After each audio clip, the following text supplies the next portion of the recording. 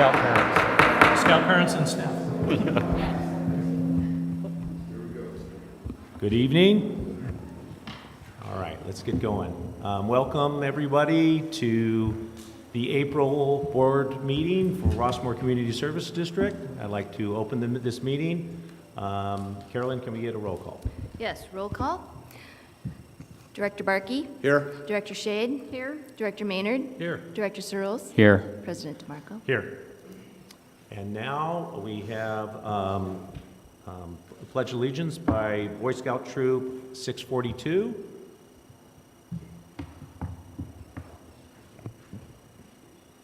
Audience, please rise. Color guard attention. Color guard advance.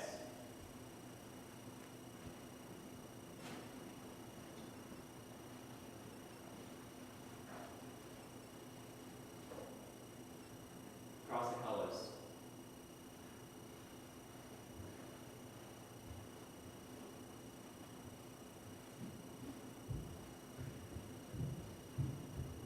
Head, close the colors. Close the colors. Staff salute. All of us place your back hand over your heart and join me in the Pledge of Allegiance. I pledge allegiance to the flag of the United States of America and to the republic for which it stands, one nation, under God, indivisible, with liberty and justice for all. Color guard reboot. Color guard dismissed. Audience, attitudes. Thank you.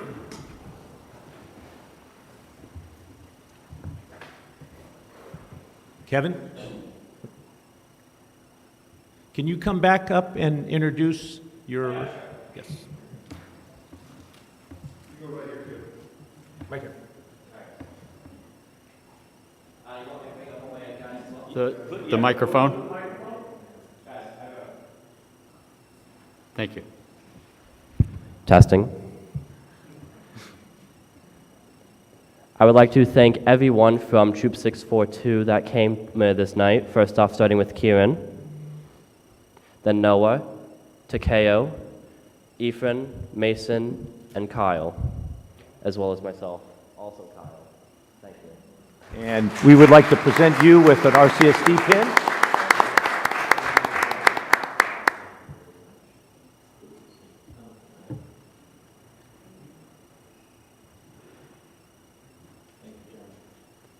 Thank you, gentlemen.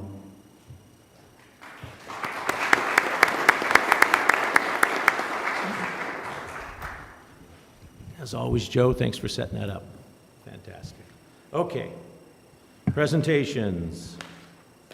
For a introduction of newly appointed Captain A.J. Patella, North Patrol Sheriff Bureau, I'd like to introduce our brand new captain for the North Patrol and Rossmoor, A.J. Patella.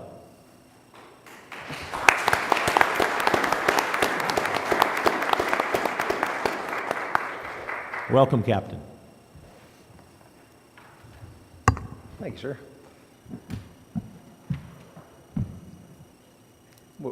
The floor is mine? The floor is yours. Oh, I'm not used to this sort of thing. I used to be a deputy sheriff once. So, no, I'm super excited to be a part of the North Patrol Bureau and to be able to come back to Rossmoor. I worked here as a patrol deputy many, many years ago. I love the community. It's a beautiful neighborhood. The people are good. The schools are good. The parks are nice. And I just want to be a part of keeping it safe. I look forward to working with Joe and his staff and the board and the neighborhood watch. Anybody that can help us do our job and make this place safe, I'm down to work with. So I look forward to it. I welcome any questions. I welcome any side conversations. Like I said, I just want to be a part of the solution. So. Great. It was great talking with you, and I hope our community enjoyed meeting you. Anything, I know you just started, any trends you see, any new things you want to do, anything like that here in Rossmoor or in Orange County? We could start simple. I mean, the trends there were towards the end of the year, and I think you probably saw it with the previous captain, is there were some burglary crews and some catalytic converter thefts towards the end of the year, the beginning of this year. But that's actually started to taper down because of some of the work that we're doing on the back end, on the investigative side. And I said we can get into that too. But our team is doing a lot of extra work behind the scenes to bring these criminals to justice. My guys are making arrests every week. We're serving search warrants, we're serving arrest warrants, most of them outside of Orange County, but we're bringing these people into custody. So if you come into Rossmoor and you do damage, we're going to find you one way or another. We're going to make it so you don't want to come back here. So some of the trends that we really want to address is we want to really get out to the community that when you see something, you need to call us. The delay is what kills us every time, right? And if it's nothing, then it's nothing. We'll shake the person's hand and we'll be on our way. But if you see something or any sort of criminal activity, something suspicious, just call us. My guys will come, guaranteed. I guess there's a sense in the community of not wanting to bother the sheriff's department, and they're not sure if it's really worthy of a phone call and so forth. And I think there needs to be a little bit of a change in mentality that we'd rather you call when maybe it's not necessary than to not call if it could have been beneficial, because the deputy's in our community anyways, and he wants to come by and meet you, and just an opportunity to shake somebody's hand, and if he's not needed, it's no big deal. Exactly right. And he can move on. But I think it's important that we get back to the idea of community policing, and that means the deputy that's in our community gets to know the citizens, gets to know the residents, and that we feel comfortable calling, even if it's a small deal and we're not even sure if it should involve police department or not. I totally agree. Every interaction has if it's not going to be a police interaction, criminals, then it's a positive police interaction. To me, that one's even better than the other one. Yeah. So I encourage it. Call us, we will come. If you see us, flag us down, say hi. Let us know what's going on. Let us know what you're seeing, if you have any concerns. So that's the big thing. We really want people to call us, and we want it to be without a delay. We don't want people to call their significant other or their friend first to tell us or ask permission to call us. Just call us. We don't mind. Yep. That's what you guys pay us for. You know, and while we're on the topic, we were talking earlier that there's this tendency to post on social media, I'm going to be out of town for a week in Europe. You know, it's probably not a good idea to do that. Post the pictures when you come back into town. Exactly. But alerting your social media audience, even if it's private, even if you don't think there are, scoundrels that are looking at that, they do. And if they think you're away for the weekend or out of town, you're a perfect target. So it's best not to announce that and post those pictures once you get back into town. Very much so. Couldn't agree more. The people that come in here to commit these crimes, especially the burglaries and the thefts, they do their homework. They're not stupid. They do their homework. They know that you're not at your house because for some reason you alerted them to that. And it may be social media, it may be something else. But that's to keep that information close to the vest until you get home. Then you can post that stuff. Any questions? Go ahead. I have a question. You said you worked the Rossmoor beat before. I have. When was that? That was back in between, I couldn't tell you the exact dates, but between 2010 and 2015, I was assigned to North Patrol Bureau. So Oh, wow. I worked at every beat that North Patrol has. So, Okay, so just a question. Here we are now. You were back in Rossmoor beat, call it 10 years ago, roughly. What has changed? And what remains the same? honestly, as far as on our end, Yeah, I mean, exactly. obviously a lot of the laws have changed. A lot of Okay. the political dynamics have changed, not necessarily in Rossmoor, but in the state. And that's not for me really to comment on. I'm not an elected official. But a lot of the tools that we had to work with back then, we don't have to work with now. So a lot of things that we used to take them to jail back then are a ticket now. So, and they sure as heck didn't have all these fun toys that the kids have to play with now. And they had a normal bicycle back then. We didn't have electronic bikes when I was patrolling here. So there's a lot of just new things that we have to adapt. We have to overcome with the tools that we have, and we have to educate people. We have to talk to people. But as far as the sheriff's department being present in Rossmoor, nothing's changed. Thank you. Director Searles? Yeah, Captain, welcome. I noticed your prior, I guess, responsibilities for the Behavioral Health Bureau and dealing with the homeless outreach. That is an issue we do, about here with the riverbed and the freeway. Do you, I guess, one, experience in this community with that issue, and then two, any relations with, say, the Long Beach Police Department, because it's, you know, a jurisdictional issue as well because of the proximity? No, there are some unique jurisdictional issues with any homeless situation, especially when it comes to a flood control channel or a riverbed. And yours is particularly interesting because it's right on the border of the counties. And you have, I have looked into it before. We do have working relationships, like my former team has working relationships with all the homeless liaison officers from the whole area. And they do work collaboratively to try to address those issues. But again, the laws, and our hands are tied on a lot of things. There's Ninth Circuit court decisions that tie our hands on a lot of things too. So we try to balance that outreach and enforcement. If we can get them the resources that they need and get them into some sort of housing or something like that, that's the goal. If they're doing harm to the community with quality of life crimes, then we're going to hammer them on that. And then if usually when you address the criminal concerns, the other stuff will take care of itself. Well, thank you. And I know it's, I guess personally, sometimes people believe that the homeless would like lawlessness, but I think many of the homeless would like the enforcement of laws because they want to feel safe even on the street. So I appreciate that. And I appreciate that, I mean, your Behavioral Health Bureau isn't something that existed 10 years ago the same either. So I'm thankful that that evolution's taken place and that you have that experience. I appreciate having the experience, and the team I have over there is, we joke all the time that we're making history because we are. There's stuff that they're doing now that 10 years ago, 13 years ago, didn't exist. The stuff, we can't prove what they prevent, because a lot of it is, yeah, we talk about the homeless because that's the biggest thing that's in our face, but the bigger mental health needs of the community is huge. And there's so many things that are happening behind the scenes with, you know, threat assessments and just getting people the help they need at an early stage in their illness, that who knows what problem that solved down the road. So we can never prove that what we prevented. So Yeah. Well, thank you and welcome. welcome.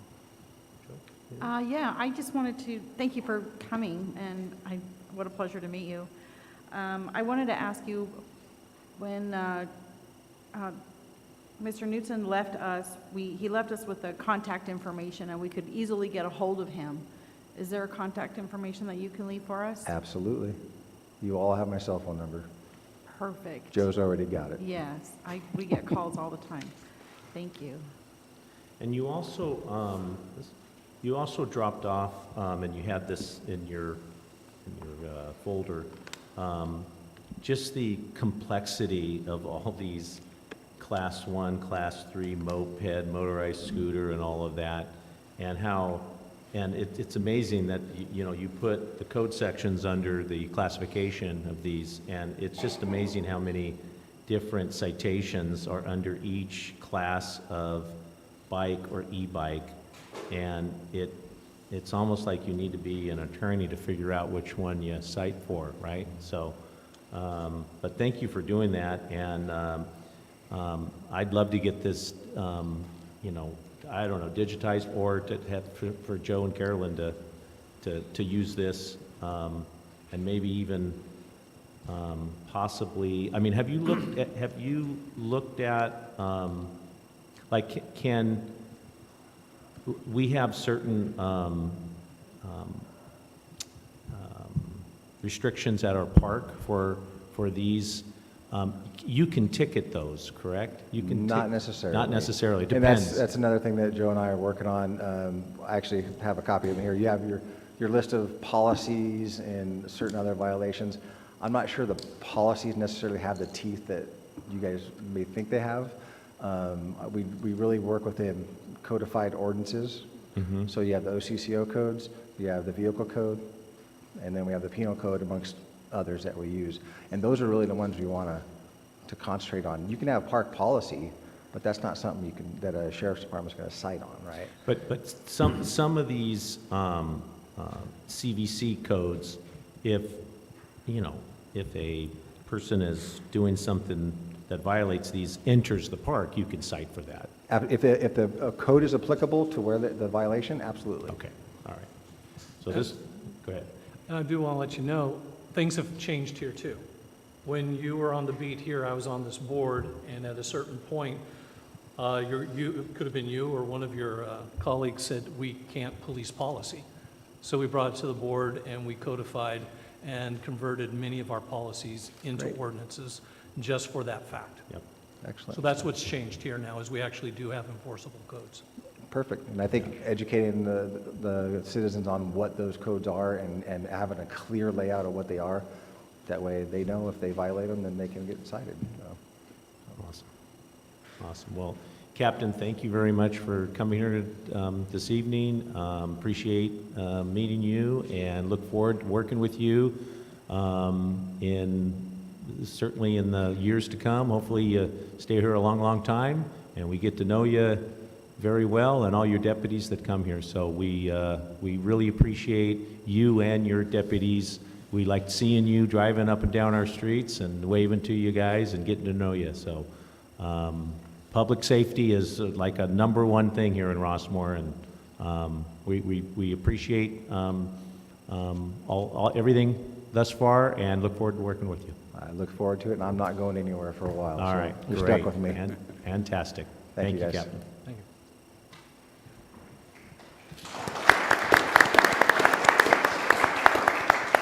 All right, next presentation, Mr. Mendoza, introduction of RCSD staff members. Yes, sir. President DeMarco, members of the board, before I get started, I just want to tell Captain AJ thank you. And we've had many conversations, and the biggest message he has here tonight is the call. Because you know and I know, the more calls you get, the more patrol cars you're going to get on the street. They're going to respond, and they do respond, CHP and them. So please, I know we have our staff here, and they get the calls here, and then they give them to me, and then we call sheriffs or CHP, and I can't run that fast anymore. So you need to call the sheriffs, okay? So please, thanks, AJ.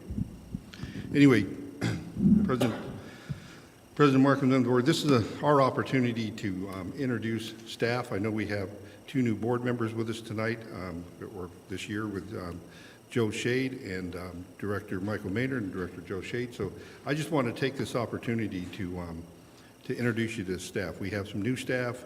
We've had some, COVID came out and we started hiring people, and COVID was over, and we're back to, almost back to stride, almost. It's taken a while. But I'm just going to have them stand, if they would, as I introduce them, and just go over our org chart. And I think, does he have it on his disc? Josh, can you put the org chart up, please? There it is. Okay. So, of course, it starts with our residents and our board of directors, and I'm the general manager. And to the left and to my right is Carolyn Wang, our new administrative assistant.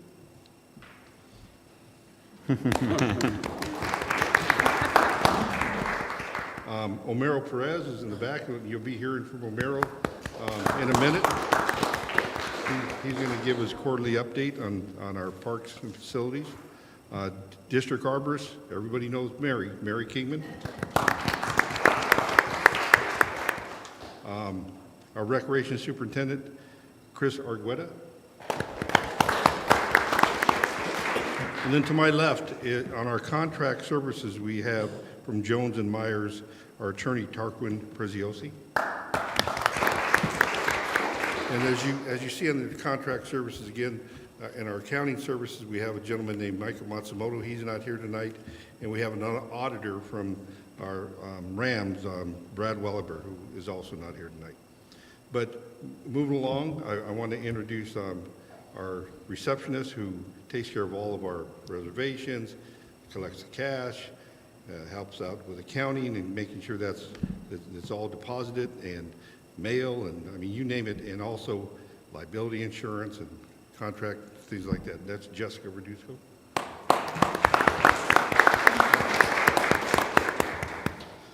Is Nolan here yet? No? Okay. Oh, Nolan? Nolan, stand up. Nolan is a full-time recreation/maintenance personnel, and he takes care of, and I'll just, since Nolan's up and we talked about Omero there for a minute under recreation, and Chris, we're like a mom and pop shop. We kind of cross roads on and mesh on a lot of our duties. So if one's down, one's up, and one's down, everybody helps each other. But Nolan and Omero and Chris oversee the park maintenance. And Chris does recreation, but also has a little hand in the other part, and they help him with recreation. But we take a lot of pride in, at the beginning of the day, the parks are clean, restrooms are stocked. At the end of the day, parks are clean, restrooms are stocked. And throughout the day, then they're doing general maintenance, painting this room, fixing the light bulb, water faucets, things like that. But these guys, there's only a few of them. There's only 3 or 4 of them. They keep busy. And I just want to commend them just as much as all their other staff. So thank you, guys. No. The other one that has a hand in that is Sergio, and he's had a family issue tonight that he couldn't make it. And another one is, where's he at? Andrew Kaiser, who also couldn't make it tonight. And you'll see him around. And then assisting in the office part-time, but does full-time work, is Jennifer Brennan. You want to stand up, Jennifer? Jennifer and Jessica and all the rest of us, we're in the middle of it, and they're going to laugh because I'll say we're in the middle of it because I can't get past the middle of it. We're in the middle of organizing all of our files that were here 30 years or 35 years, and they're in boxes, and they've been gone through, and the end result is going to be digitization. Did I say that right? So we're moving that way. So, and they keep pushing me, but we're going to get there. And then accounting clerk part-time who helps out with Michael, but does all of our accounts payable and helps Michael with accounts receivable is Kelly Contreras. So she knows every balance we have. So thank you, Kelly. And then there's a couple other people that aren't here tonight that we just hired, and that's our intern for social media, Shelby Woodward, which you'll be getting an update from Carolyn in a minute, and our maintenance, who helped us with some of the filing. We have an on-call retired, very experienced secretary and admin assistant, Stacy Farrar, who's helped us out a little bit when we've needed. She's kind of on call. So anyway, I believe I didn't miss anybody, right? Am I done? Yeah. So I just want to say thank you. And I know you guys always compliment us, and I appreciate that. You guys compliment us on how we're, taking care of things and how things are neat and clean and restrooms are stocked and ready to go all the time. And when we don't, we know it. We fill in when there's a hole, somebody's jumping in. So I want to thank you guys very much. We have Arbor Day tomorrow. Mary, you want to come up and say something about Arbor Day? Yes. So again, everybody's going to help out in Arbor Day. Somebody's doing crafts, somebody's doing popcorn. We have a good time.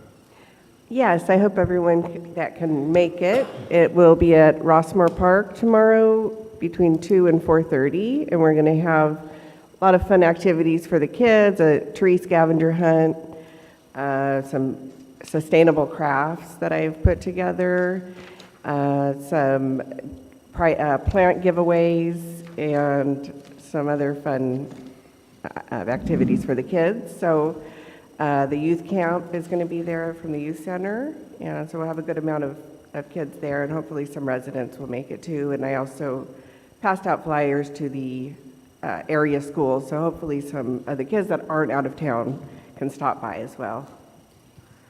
Okay. Awesome. Thanks, Mary. And as we move along, I want to introduce Omero, who's going to run right into D1. He's going to be giving us our parks and facilities maintenance report. But as he comes up, I probably can't emphasize enough how many hats everybody wears.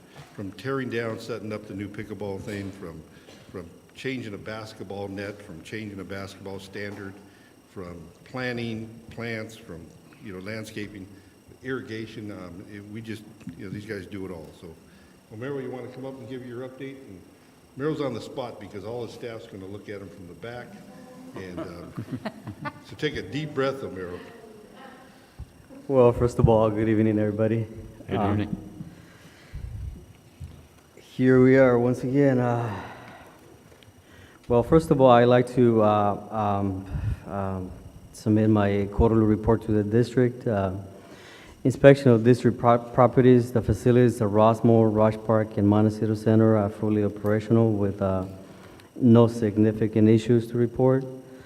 Significant activity this quarter, the following projects and activities should be noted. They were done, performed beyond the regularly scheduled parks and facility maintenance tasks. A plumber contractor removed and replaced approximately around 30 feet of damaged underground gas line and some other repairs inside the building. Also, the gas company replaced the gas meter and returned the gas back to working order. District staff painted all the interior walls of the auditorium in this building. Also, district staff pumped out a lot of water from the playgrounds in flooded areas around Rossmoor and Rush Park. District staff also painted all the wooden benches at Rossmoor Park. And locksmith rekeyed all the auditorium doors in our CSD office. A butterfly garden was added here at Rush Park in collaboration with some of the Rossmoor parents, kids, and the district staff. An additional butterfly garden will be added at the Montecito Center, and we'll get some help from the kids from Little Conwood. Regular maintenance performed. District staff continues to inspect district properties and is performing the maintenance as follows: daily, weekly, quarterly. Daily, weekly, monthly, and quarterly. Thank you very much. All right. Thanks, Romero. Thank you. Thanks, Roberto. Thank you.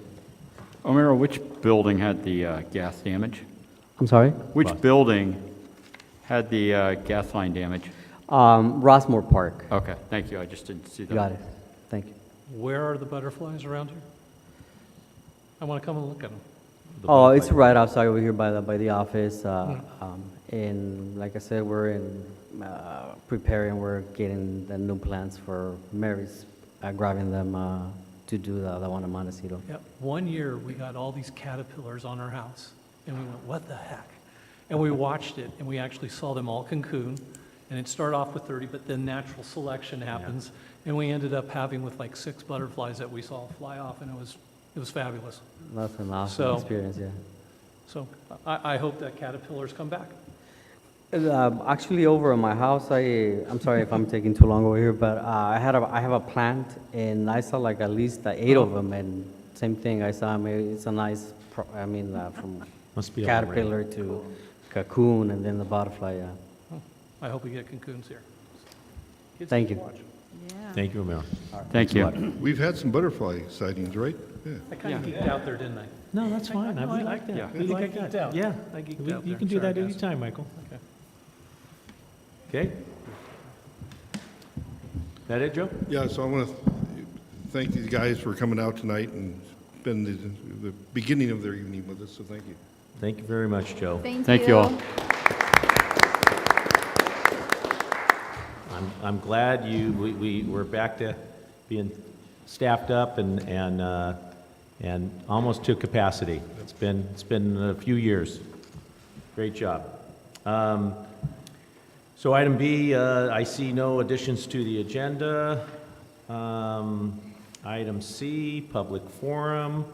I'll open up public forum. Any person may address the board of directors at this time upon any subject within the jurisdiction of Rossmoor Community Services District. However, any matter that requires action may be referred to staff at the discretion of the board for report and action at a subsequent board meeting. So I don't see any cards, but does anyone want to come up, say anything? No? What? Zoom, we might have somebody on Zoom. Anybody on Zoom? Put their hands up.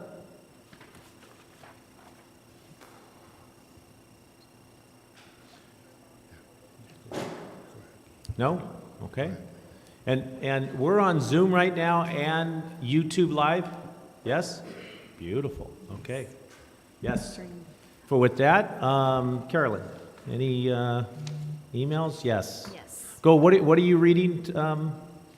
right now? What is this? Oh, this is written correspondence that we received by 3 o'clock this afternoon. Okay. And we've got 3 pieces of information. One from Michelle Fieldson. She submitted a request for public records and subsequently provided a spreadsheet she created of the costs associated with the pickleball trial, expressing concern over the costs. Carolyn, can you move the? I just moved Better? it down. Yes. Okay. The second one we received was from Maureen Waters. She wanted to write in to describe her positive experience during pickleball play over the weekend and indicated that the points she has always advocated for were on display, with all of the pickleball courts being full and everybody having a great time. The third one we received was from Frank Manis, who submitted comments regarding pickleball, indicating that the sound is distracting, and he thinks that people are shying away from reserving pickleball court 2 because the sound is so loud.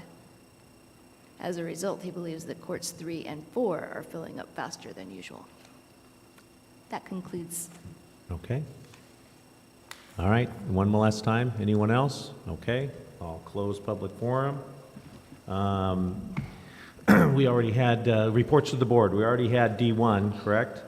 So D2, Joe, traffic update.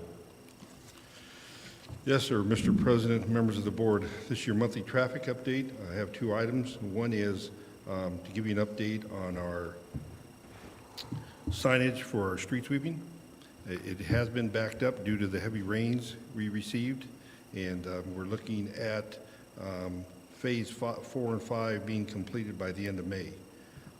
Right now, they're out canvassing the area, mapping out where to place them, and after they map it out, they provide it to Public Works. Public Works schedules the installation and comes out with their men to install the signage. So we are backed up, and we will not be providing parking tickets until they're all up. And, you know, I've met with Captain AJ about that, and he understands that, and they want to make sure everything's up before they enforce.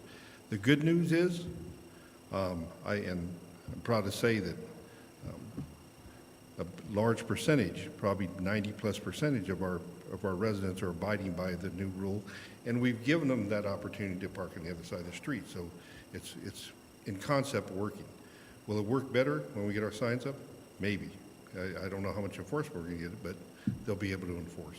Okay. The other one is, the second one is, we have a traffic meeting coming up on April 20th, and we'll be notifying the traffic committee.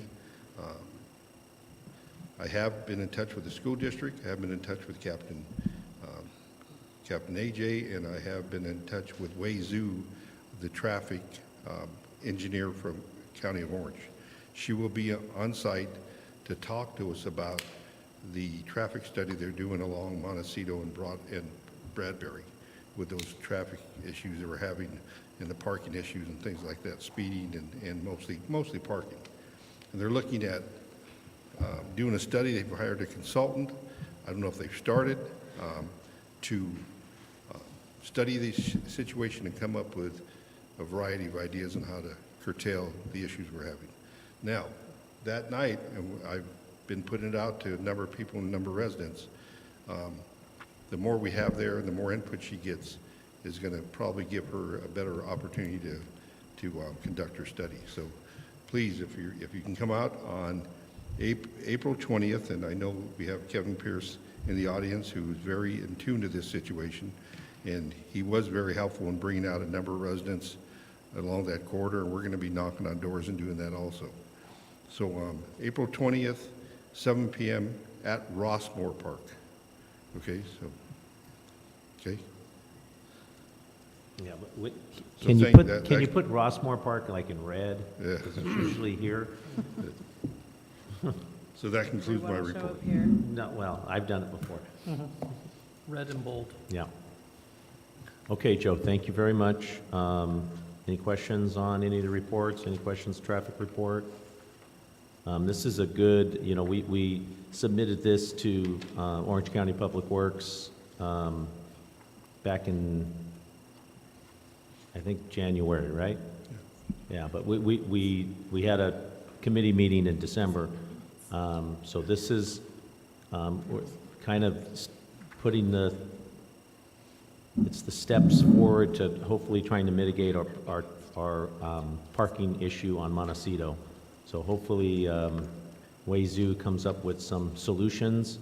You know, we have several solutions, one being possibly permit parking, but maybe the county can come up with some additional ones to mitigate just the maximizing our capacity on parking on Montecito, so, and Bradbury. Okay. Next, consent calendar. Consent items are expected to be routine and non-controversial. Does anyone, I need either a motion for both or a motion to separate. I just have a question on the budget. It's not that, doesn't affect the vote. Can I ask now, or do I wait until my director items? I can't hear you. We really need our own speaker. If it's on the agenda, you can ask now. Okay, I was just curious. For our property taxes, when is the big month where we get the big tranches? I just forgot which month. There's usually 2 months a year where we get 90% of our property tax revenue. Do you recall what months those are? No, I don't. I know we've paid our first 2 installments. I know that much. I was more of when the money comes into us. Oh, when the money comes into It's us. twice a year. The big one, we're looking, I'm sorry, now I understand what you're saying. The big check should be coming sometime in late April, early May, and we're looking at about $500,000. Okay. Yes. Same with the lighting, street lighting assessment. What's the cash flow on that? I'm not familiar with that. Is that a constant one, or is that also in tranches? It's a constant. They're in tranches, okay. That was all I Okay. wanted to know. Yes, yes. Thank you. Okay. Just for form question, I guess, when I look at the revenues and you have, say, the 3,400 rental and permits, and then there was a note about removing the horseshoe rental, as that's not a thing, should we be looking at changing that to pickleball as, you know, saving that item to maybe make pickleball reservations separate from tennis court reservations? It's definitely something we could put on the next committee. And Carolyn might be able to help me out here, but right now, we have it broken out in our Rex reservation system, and we can break that out, and we'll know how much it is. And if this changes, and if we go to pickleball on a regular basis, then we'll make sure it's changed in our upcoming budget. Okay. I guess then that's just kind of a question for when we do see, you know, this is for, I believe, February, when we see the April numbers, which is going to be the first full month of pickleball, are we going to be able to see the amount that was in pickleball versus the amount was in tennis? Or are they going to be bundled and we're not going to be able to distinguish the two? No, they'll be bundled, but we'll be able to break it out with an asterisk and show you at the bottom. Okay. That would be great when time comes. Yep. Great. Thank you. Okay. I need a motion for consent calendar. So motioned. Second? Okay. All those in favor say aye. Aye. Aye. Oppose? Okay. Thank you. Public hearing, there are none. Resolutions, there are one. G1, resolution number 2304-1101, a resolution of the Board of Directors of Rossmoor Community Services District authorizing pooling of self-insurance through the primary workers' compensation program of the California Joint Powers Insurance Authority. Mr. Mendoza. Yes. Thank you, President DeMarco, members of the board. This is somewhat of a complicated issue, and it's more of an internal, I guess, contract that we've had for years with State Fund, who's been covering us with our workers' comp. On an average, our workers' compensation annual fee is about $20,000. This last year, it went up to about 53, if I remember correctly. And when we started making the phone calls each month to ask the questions and request an audit and make sure that we can get back down to where we think we should be, we found out that internally the state fund personnel reclassified our personnel into different categories that upped our fees. and we're asking them to audit it, but each month, we get this bill and we got to pay it, so, because we need workers' comp. You need to stay up on your workers' comp. If you don't have it, you're in big trouble. It's a state mandate. So when that started happening and we started getting slow results and kind of the runaround, we went out and started looking at other opportunities to get our workers' compensation through.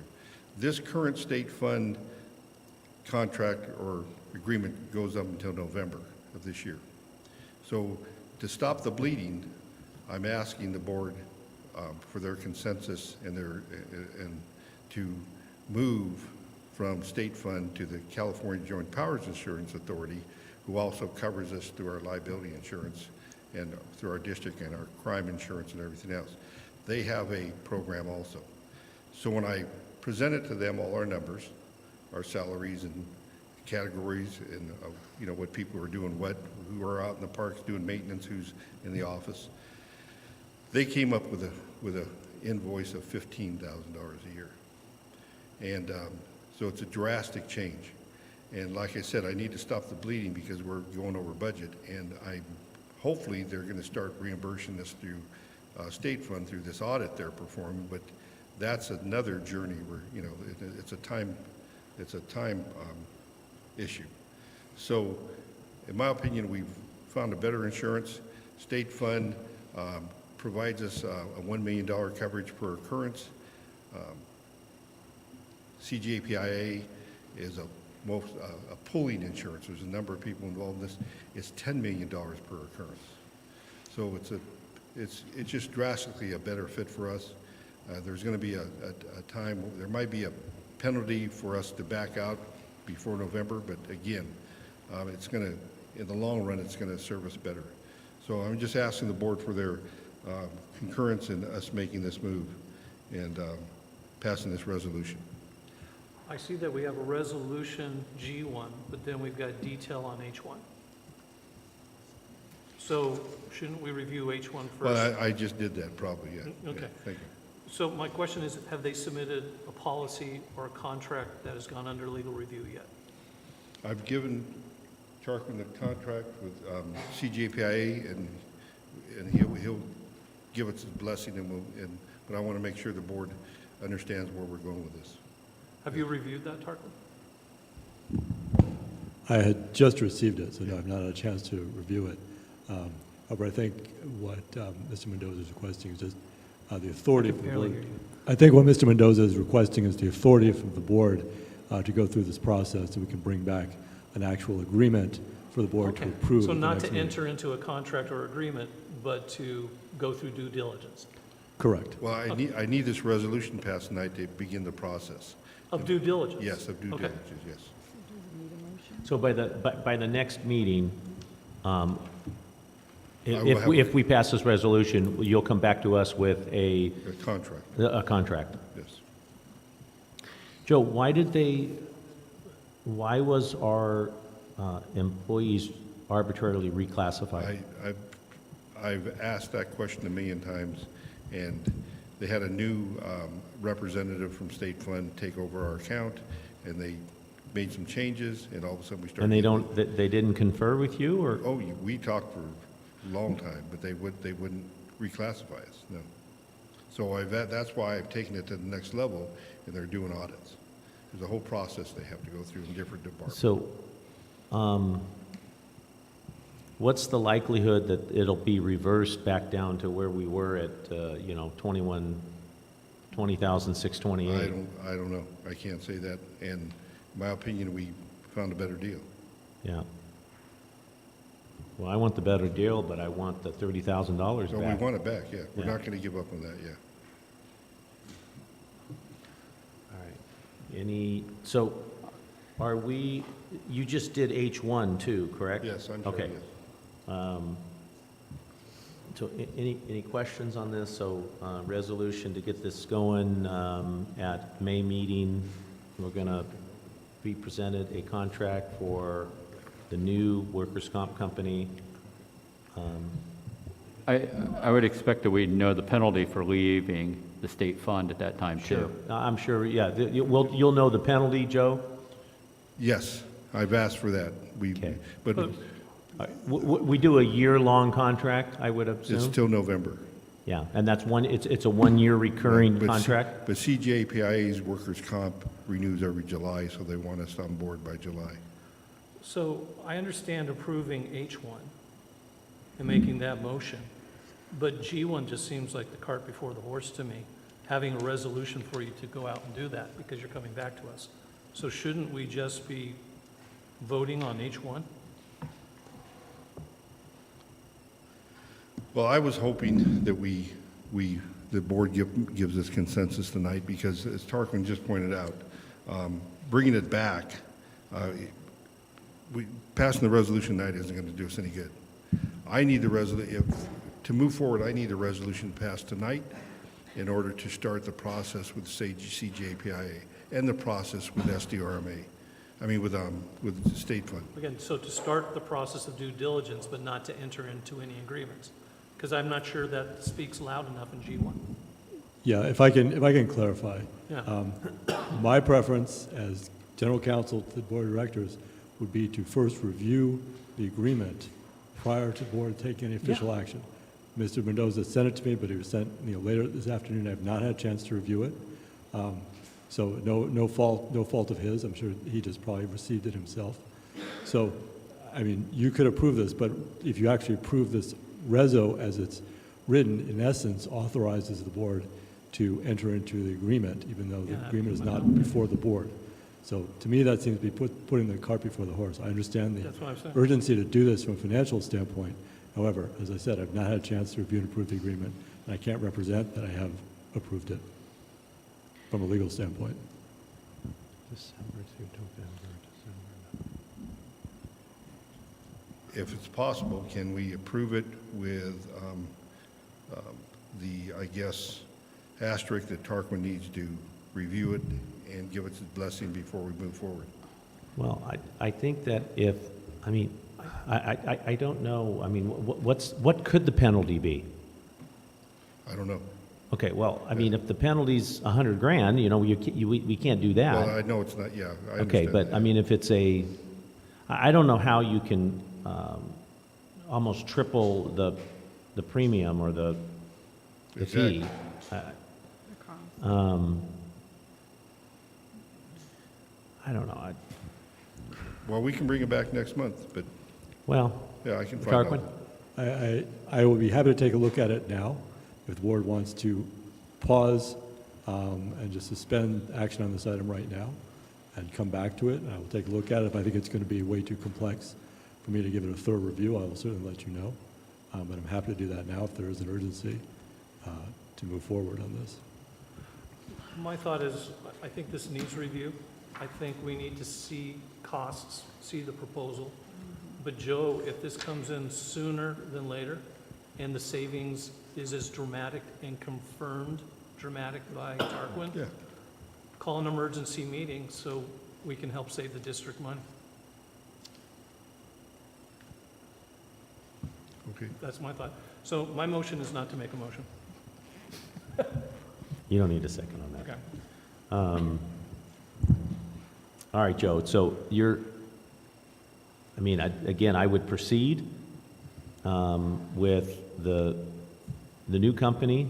I'd like to know the penalty on, what is that, 4 or 5 months early termination of the, the state fund. And then, yeah, but understanding this, that the current contract we're getting into, we would like to see it, certainly. Yep. And we would like Tarquin to review it. And if it's what you're saying it is, and Tarquin okays it, and we can see it, yeah, we'll just have a quick special meeting to okay it.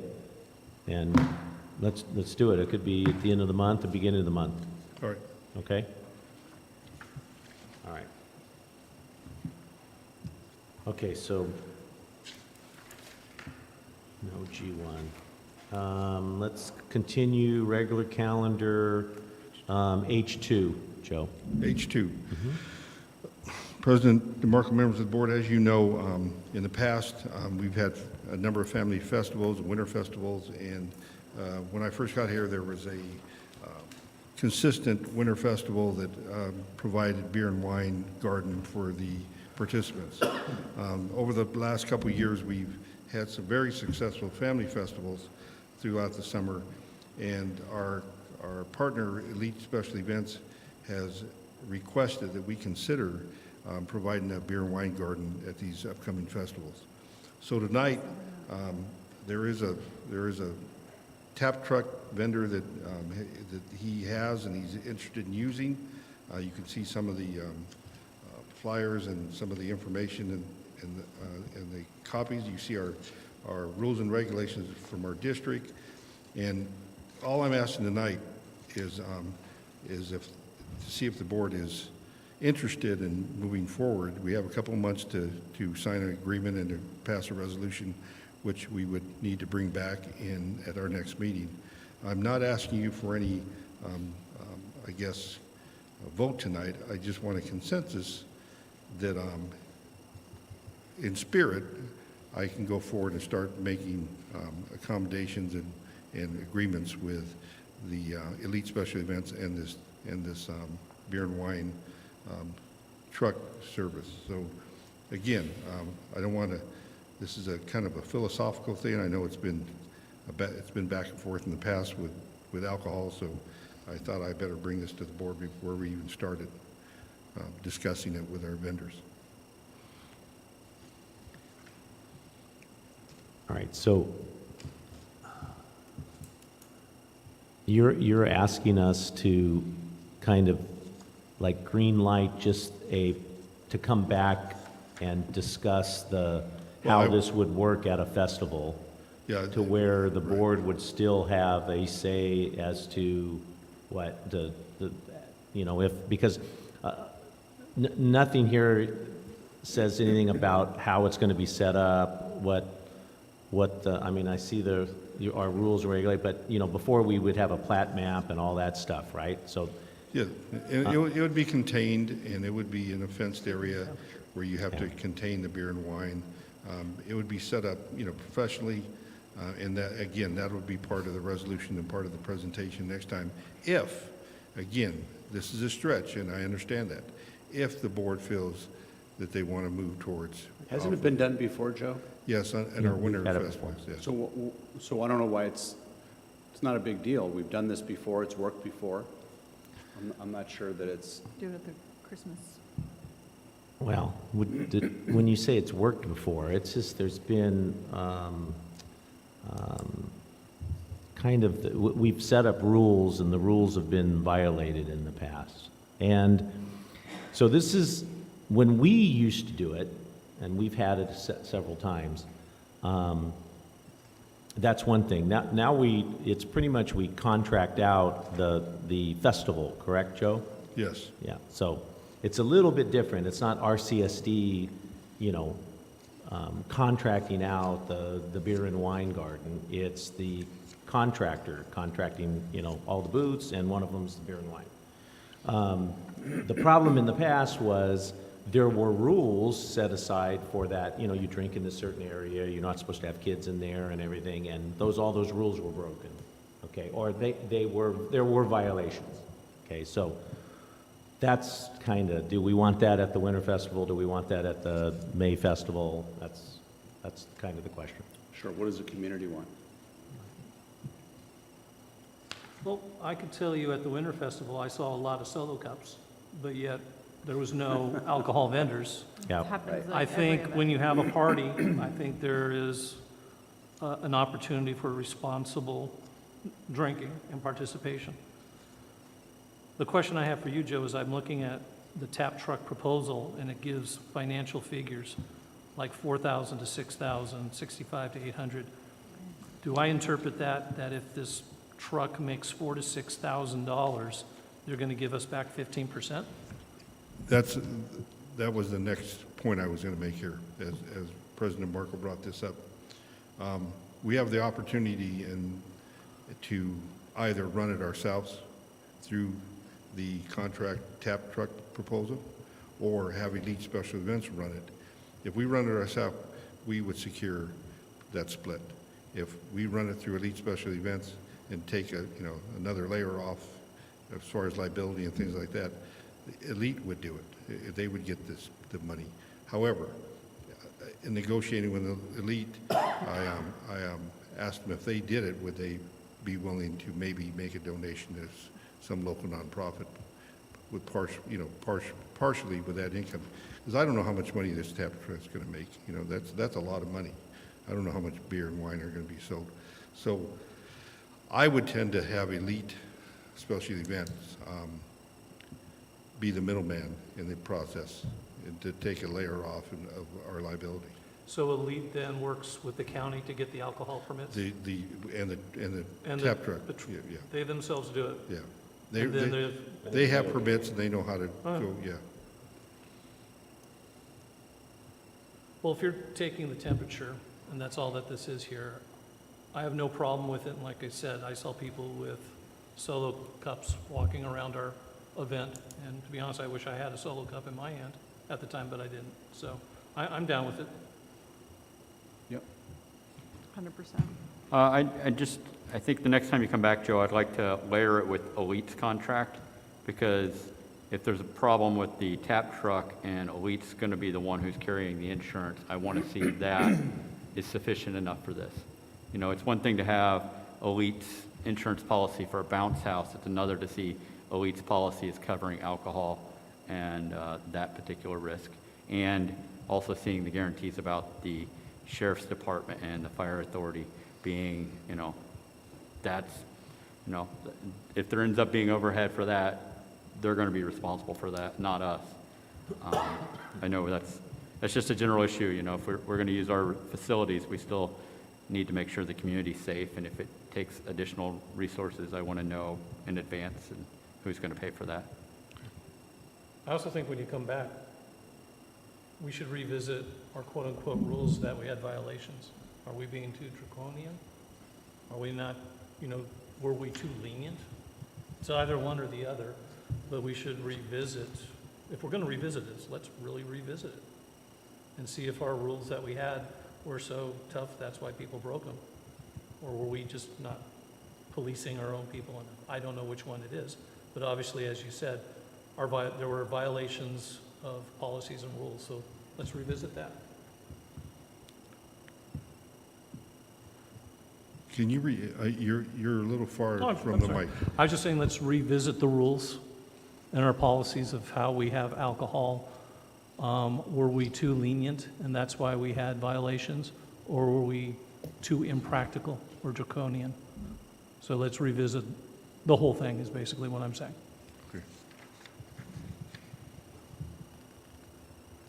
Okay. I don't, my opinion is I don't think our CSD should be putting on the beer and wine.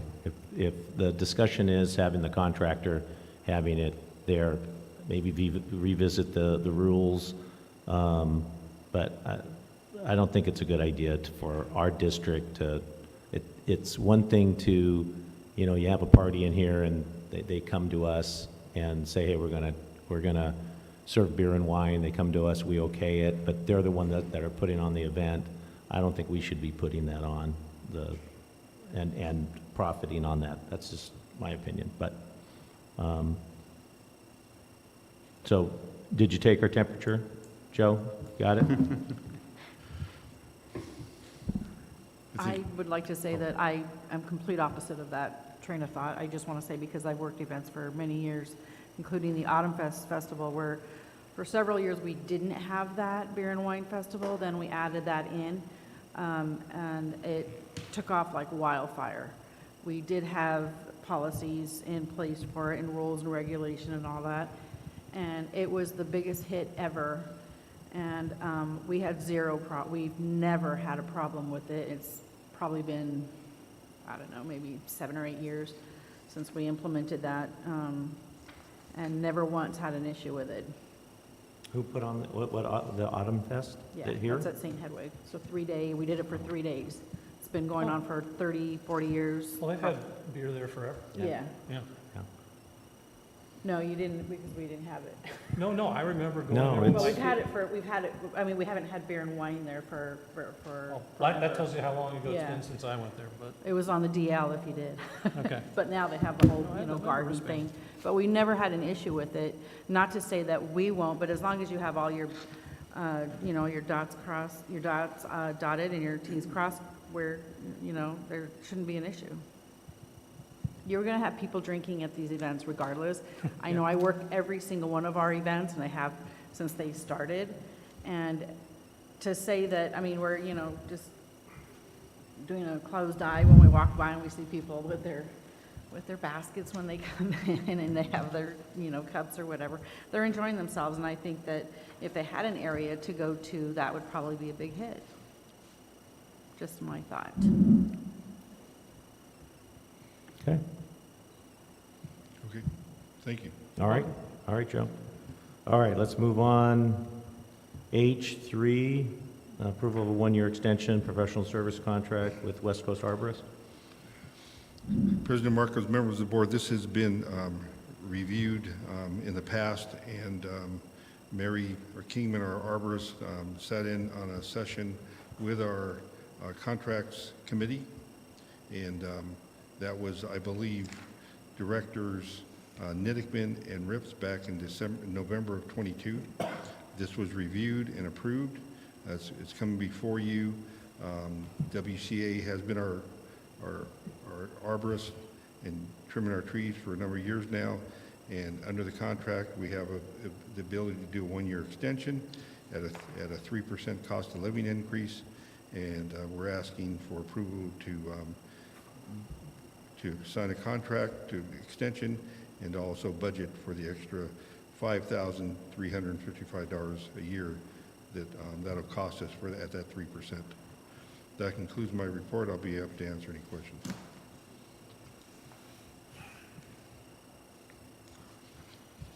I've heard no complaints about the arborist, so. Yeah, you have a letter from them, and What's that? we have a letter from them stating that the 3%, it's attachment 1. Yeah. This might not be a popular question, but are there any other options besides West Coast arborists at our disposal? When we went out to a bid, we looked around, and basically, I think you weren't on the board at this time. We piggybacked off of Los The Alamitos county's and contract, the counties. We piggybacked off their agreement in order to compare, because they had already went out to bid and looked at a bunch of others. And we asked Brightview for a bid, and that was just totally out of whack compared to West Coast, because they've kind of cornered the market and they have good service. And I'm just glad that they haven't asked us to exceed the 3%, because they did come to an agreement, and they're honoring that, which is which is very good. So I've had great relationships with them, and I know they do a lot of surrounding cities, and they do a great job. Yeah, I want to say when it went out to bid that their bid was the best bid, the lowest bid. There was, I don't remember the other companies. But Well, it was Brightview that does our landscape. yeah, They do. and this was a few years, this was 3 years ago, something like that. And again, I don't know what I know they did an adjustment, I think, on that contract where they raised it more than the 3%, but they hadn't raised it in 5 years or something like that. Well, kudos to them. During COVID, they didn't ask for any increase at all. Yeah.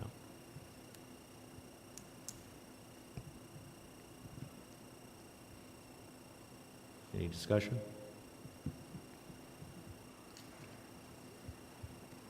You need this approved? Yes. Okay. Move approval. Second. Okay, any more discussion? No? All those in favor, say aye. Aye. Aye. Aye. I abstain. Okay, one abstention. All right, so 4 and 1 abstain. Okay. Thank you. All right, H4, Joe, request to discontinue use of Zoom during regular monthly board meetings. President Burke, members of the board, as you remember, during COVID, there was an emergency situation in which we added Zoom to our array of communication with our public. That has been lifted, that state mandate as far as a emergency situation. And if you recall, we had a situation last month with a Zoom bomber that was quite, it wasn't fun to some of the things they posted. And as we looked at that, we looked at other cities, and majority, I would say over 80% of the other cities have separated from Zoom and are running their meetings like, on a regular basis. They're back to normal. That doesn't mean that there's not an opportunity for our residents to communicate to the board, and that you just heard some of that tonight. We publicized it. On the day of a meeting, they have the opportunity to send in their comments by 3 p.m. If we're watching our phones and our computer, we will, we'll take them as they come. But by 3 p.m., we cut off. Carolyn makes copies, gives them to the board. She reads them out loud, so it's a public notice of what people are either complimenting us on or have concerns on. So I think we are fine with that. We are doing YouTube now, so it is open to the public. And I would recommend that we discontinue Zoom and move forward with the way we used to do business.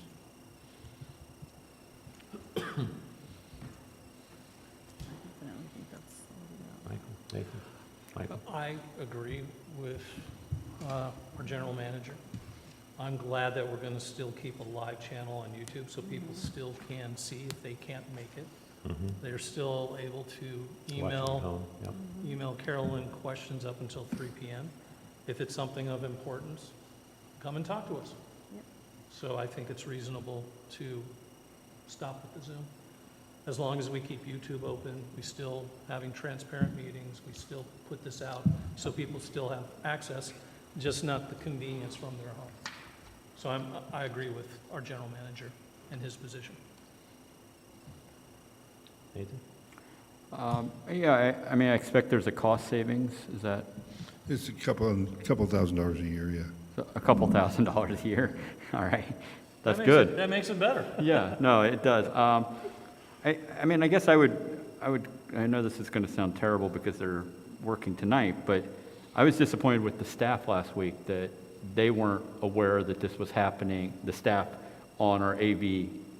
I mean, we're paying them to run the Zoom meeting and for them to not pull the plug and be observing it. Oh, During the moment, I think, I was very disappointed to hear that. I think that's, for the money we were paying, we would expect that they would know to pull the plug on that sooner. But, I mean, the point is no one is participating like I'd hoped they would be by Zoom. Giving them the option, it's not getting participation. So with that, I would say it's okay to move to, dropping it. Yeah, unfortunately, we're moving back into obscurity like we were before, unless something crazy happens, right? I agree. The live YouTube feed is certainly a community asset. You can watch it from home. Again, Joe, you do a very good job answering emails, phone calls, and your staff. If there's concerns or anything that's going on in Rossmoor, you and your staff are right on it. If there's a question of this board, you let us know. And certainly, if you want, you can't make it, but you want your post to be read, all you have to do is email Carolyn or you, and Carolyn will read it. So I agree. We've had it for, I think, over 3 years now. It's probably, let's get back to normal. So we need a motion on this? Yep. Okay, so I need a motion. Okay, go ahead. Second? Oh, who made the motion? I move to remove Zoom. There you go. Second. Okay. Any more discussion? No? All those in favor say aye. Aye. Aye. All right, 5-0. All right, Joe. General manager items. Okay. President Marco, members of the board, I want to take this time to just give you an update on some of the issues that we've been dealing with, some of the programs we've added, and some of the inroads we've had to our social media. Carolyn will give you an update on that, and I'm very pleased to say we have better media exposure. We're not there yet, but we're getting there, and we're doing it on a dime with an intern from USC that is working part-time for us on our payroll. So with that, Carolyn? Well, we're still working on getting our feet running in the social media department, getting more posts out there. Worked pretty diligently this last month, getting some more information out there on all of our projects. We had a great turnout for the farmers market last week with the egg hunt, over hundreds of people. Had some good pictures from that. Looks like a lot of people had some fun. Getting out there still on Facebook, Instagram, Constant Contact, and Nextdoor.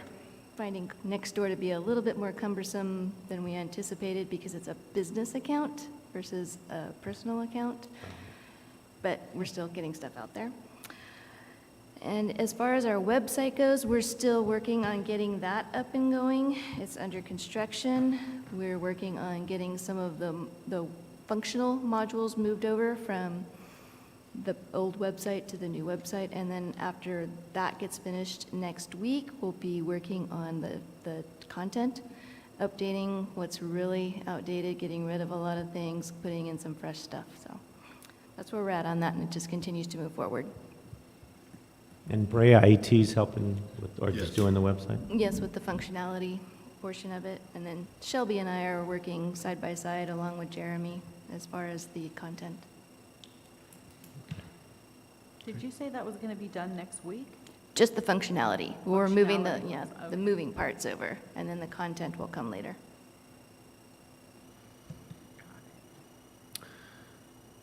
Okay. Can I ask a question on that? Sure.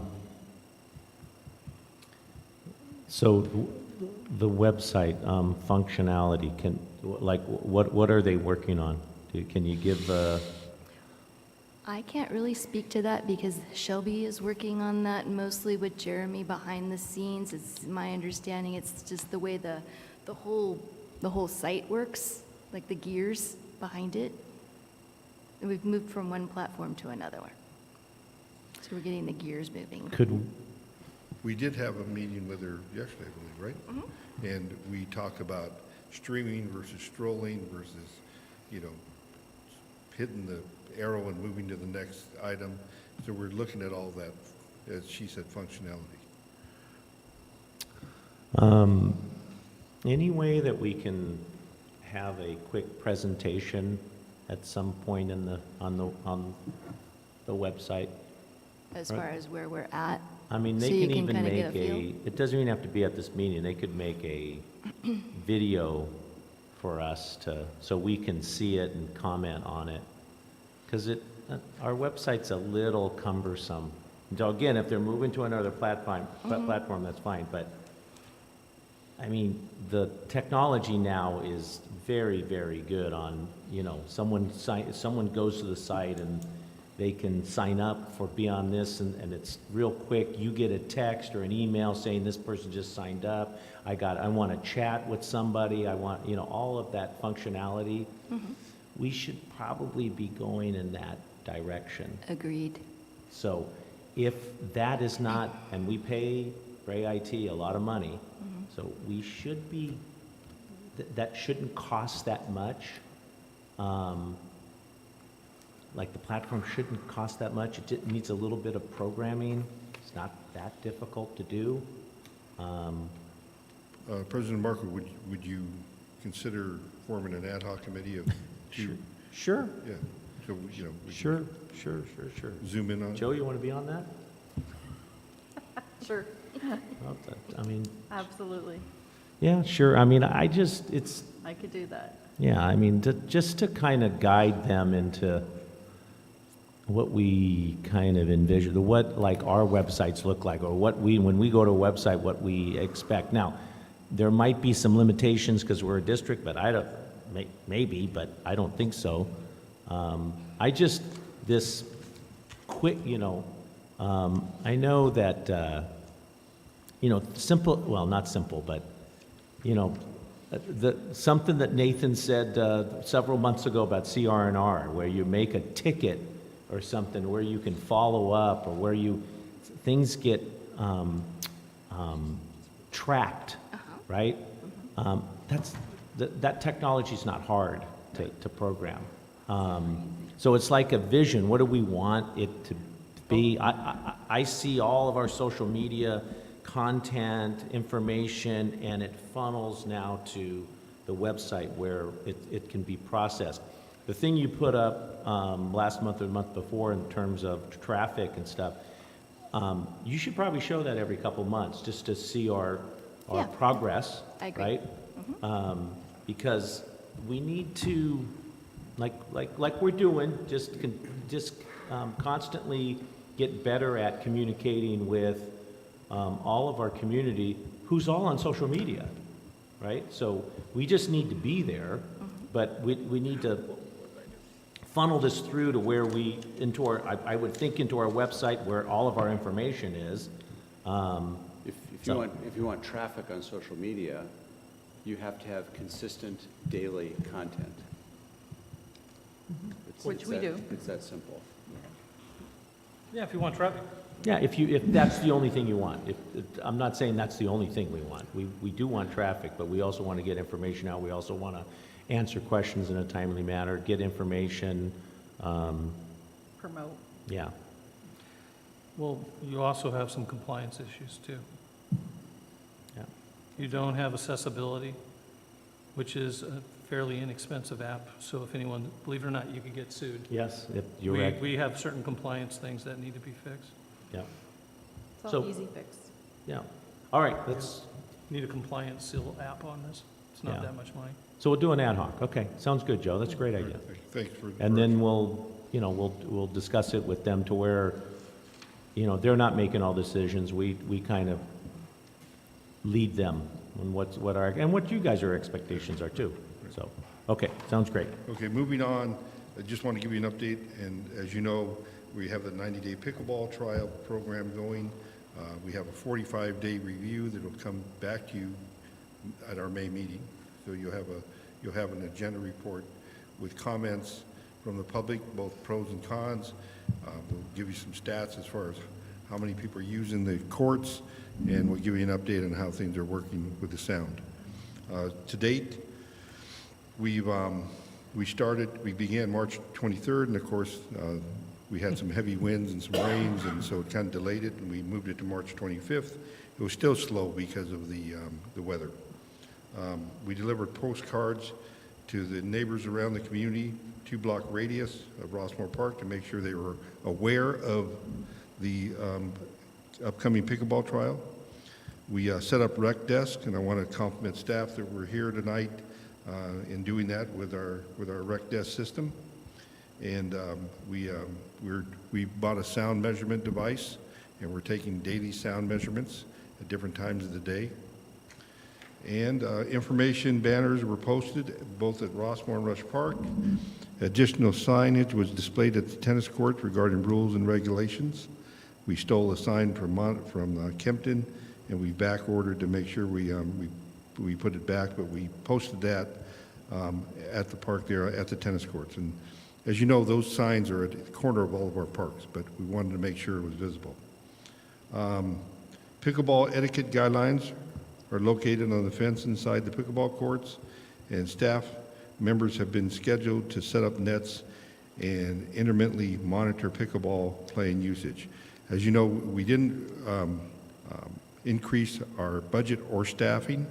We're doing it with the staff we currently have, and it's part of their daily routine to set up, tear down, clean. But there's no additional funds being expended as far as staffing goes. It's just been added to their daily duties.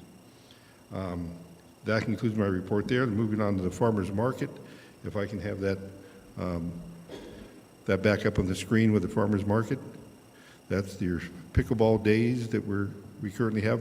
And I want to say something about that, and we'll talk about that at the 45-day trial, and I don't want to spend too much time on this. But this is somewhat difficult, setting up, tearing down, and it's almost And we'll come back with a recommendation after 45 days. So next on the screen is the farmer's market. I was really pumped about this because, as you know, we had some bad weather and I thought we were going to lose the market. This last Thursday night, it revived tenfold. And we had an Easter egg hunt, which, you know, we've talked to the market about doing scavenger hunts now and all kind of stuff to bring more kids out with families. Next slide. You can see there was a lot of people having a good time. This is one of our butterfly garden kids that planted the butterfly garden. Next slide.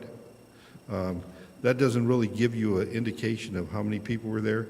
There was maybe 4 times that they were running, in the egg hunt there. That they had a great time. Next slide. And then tomorrow, of course, is Arbor Day, and Mary's and the staff will be putting that on.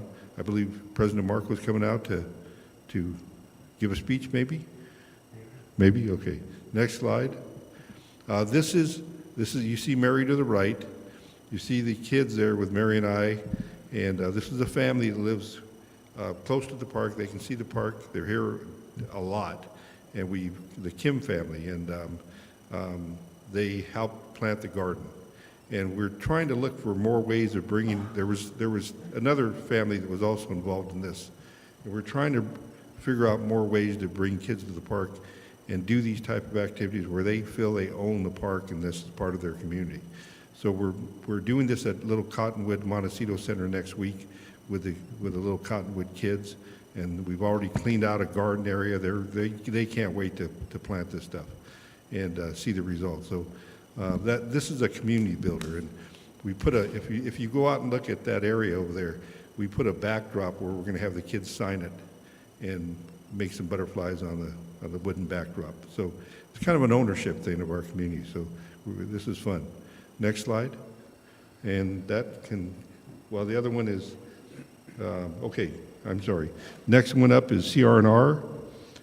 We have a bulky item pickup on May 20th. And there's also a mulch giveaway on that date here in our parking lot. So it's compost and a bulky item pickup. And that's done in conjunction with CR&R. So they bring out the big bins. I don't know if you've seen it. Some of you have come. It's huge. And people are bringing refrigerators and couches and beds and furniture and bikes. And they have a way of getting rid of some stuff out of the garage. Festivals. Family Festival is coming up, and we're working hard on this. The first one is June 3rd, and it's somewhat in conjunction with the graduation parade that Joe Shade helps put on. And she'll be meeting with Elite and I to discuss, just how we're going to pull this off because it ends at 12. And our program usually starts at 2. So setup is a situation that we have to work around because we need to bring the vendors in earlier, and Elite is working with us to figure out how logistically we're going to do that. And then I'm securing quotes for the Flooring Auditorium. I have what I'm trying to do is get in some ideas in order to form a bid on the type of carpet, the quality of the carpet, and the cost, and whether we go with squares or we go, just total, with the large rolls. And I'll be meeting with I believe the CIP committee meeting to discuss, and the Parks and Facility meeting to discuss whether we put a dance floor in here. I don't know if it calls for it. We could always rent one. It might be too problematic and it might be too costly. I don't know if sound-wise, if it's another issue. And then I think the board also asked me to look at whether pickleball could be played in here, which we'll be setting up a meeting with a vendor, but I think that's a stretch, but I will give it a shot and take a solid look at it, okay? Then submitting architectural plans for the canopy. I'm working with Orange County Public Works on that because there are some issues with ADA compliance in the parking lot and the sidewalks and the access to the park, and they should be taking care of that because that's their land. So that's the rub right here, and I'm trying to make sure that I find the right people to talk to make sure that we can take it out of our plans and put it in theirs. And that last month we had, that presentation by the ADA Commission, and I'm working with them. Okay? So that's delaying the canopy?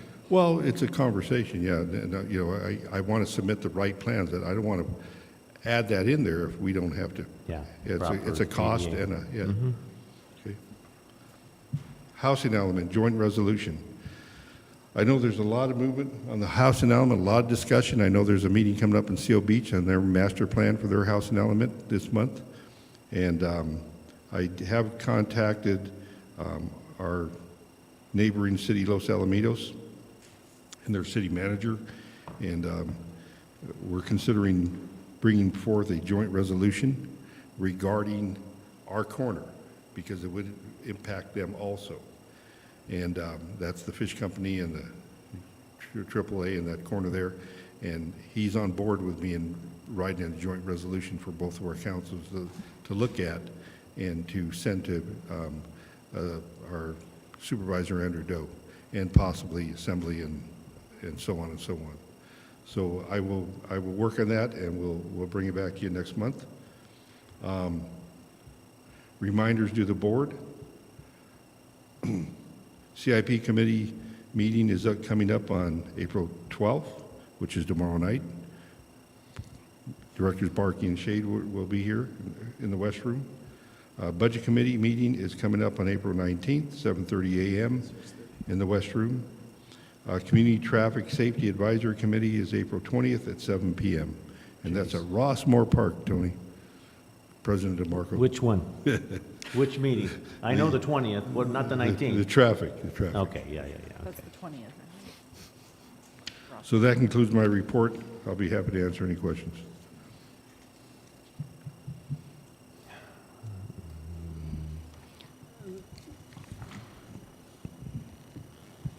Who's the housing element resolution with again?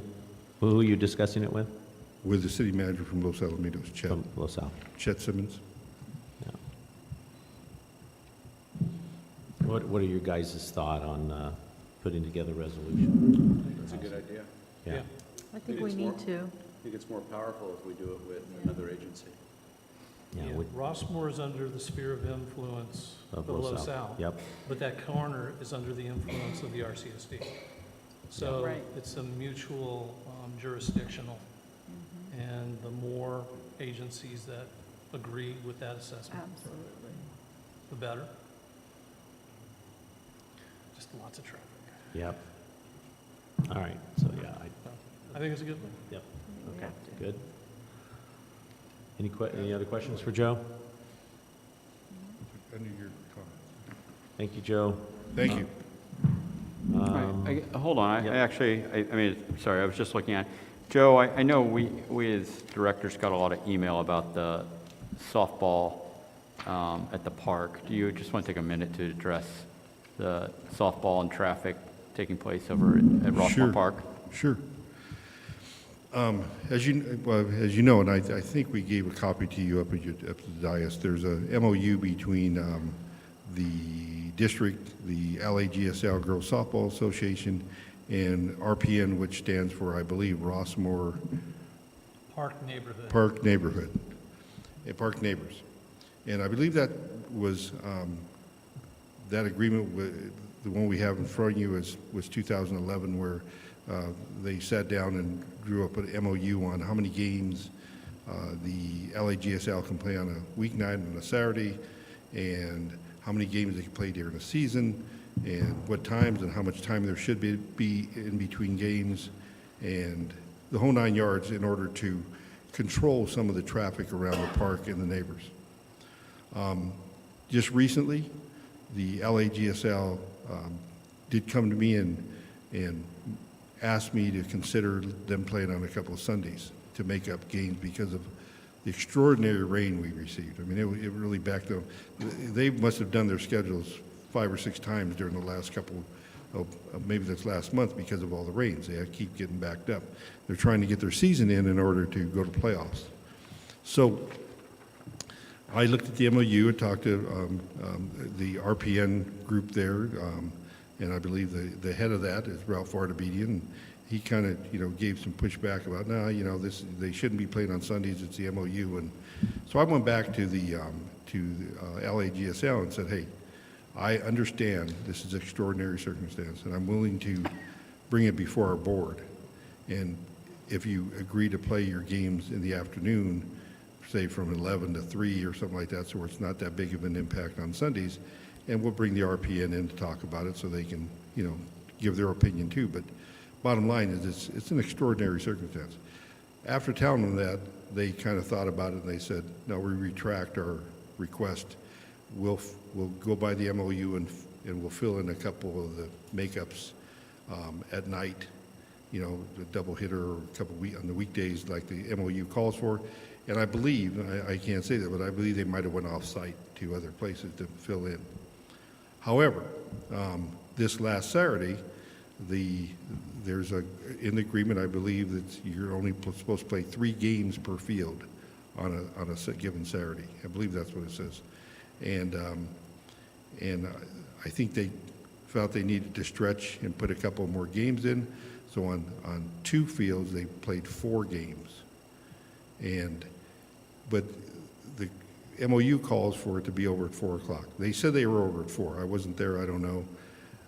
But they put in 4 games in a couple fields, which it doesn't sound like much. But if you don't have that 45-minute buffer in between those games, and you try to fit those 4 games in, and you're butt up to each other on game times, it's an impact because people are coming and going, and they're trying to get the game in. So they did that without notifying us, and I don't know if it was, I know I'm dealing with one of the representatives. I don't know if, they're not pleading ignorance, but they're saying we're really sorry. One of our guys scheduled it, and it took off, and basically it was done.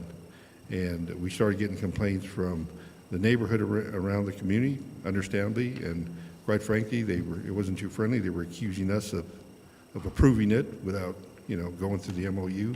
MOU calls for a meeting in August to look at the winter schedule and a meeting in December to look at this spring schedule.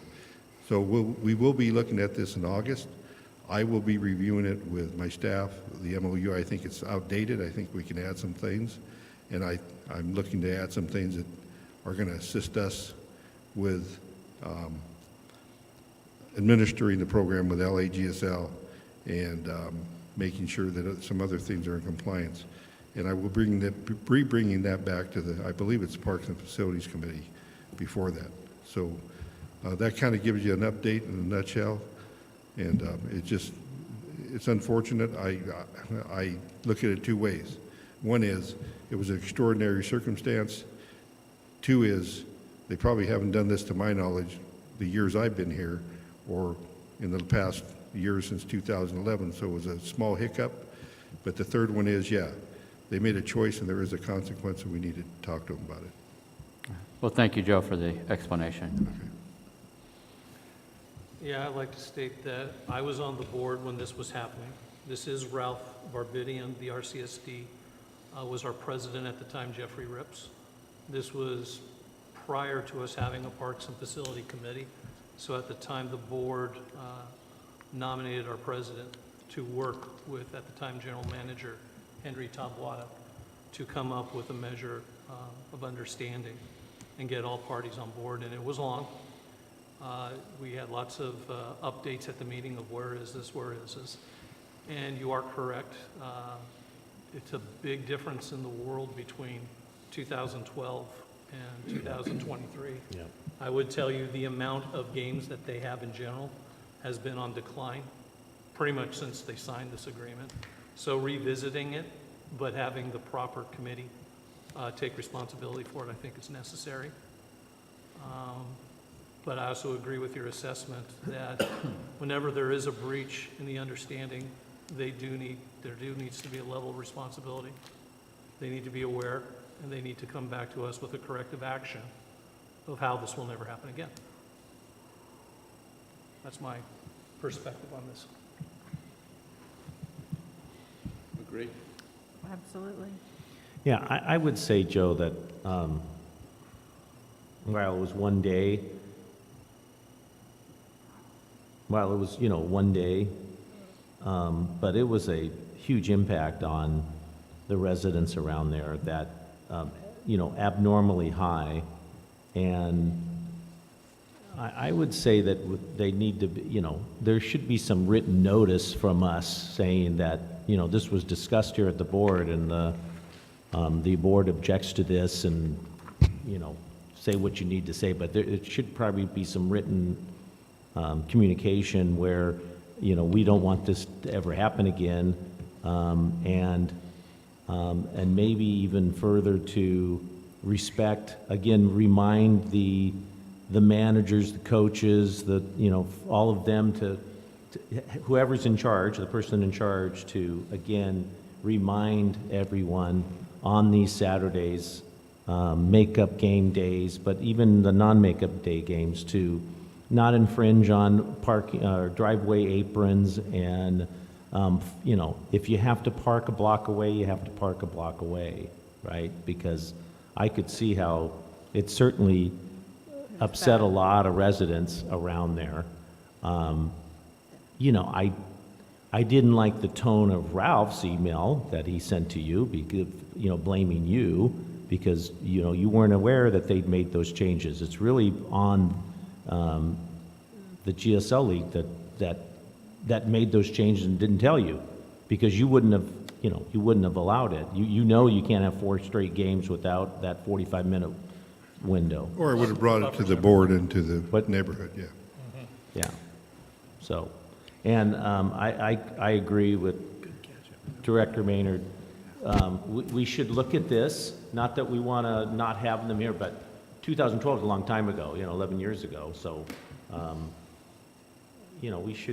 we should look at this, and certainly the neighbors around there should have some say in, the mitigation of some of the impacts, and go through it like we did in 2012. I mean, this just gets, this hasn't been amended since 2012, correct? Correct. And I believe, Mr. Maynard, I don't know how much we can talk about this since it's not agendized, but there was some discussion on Rush Park.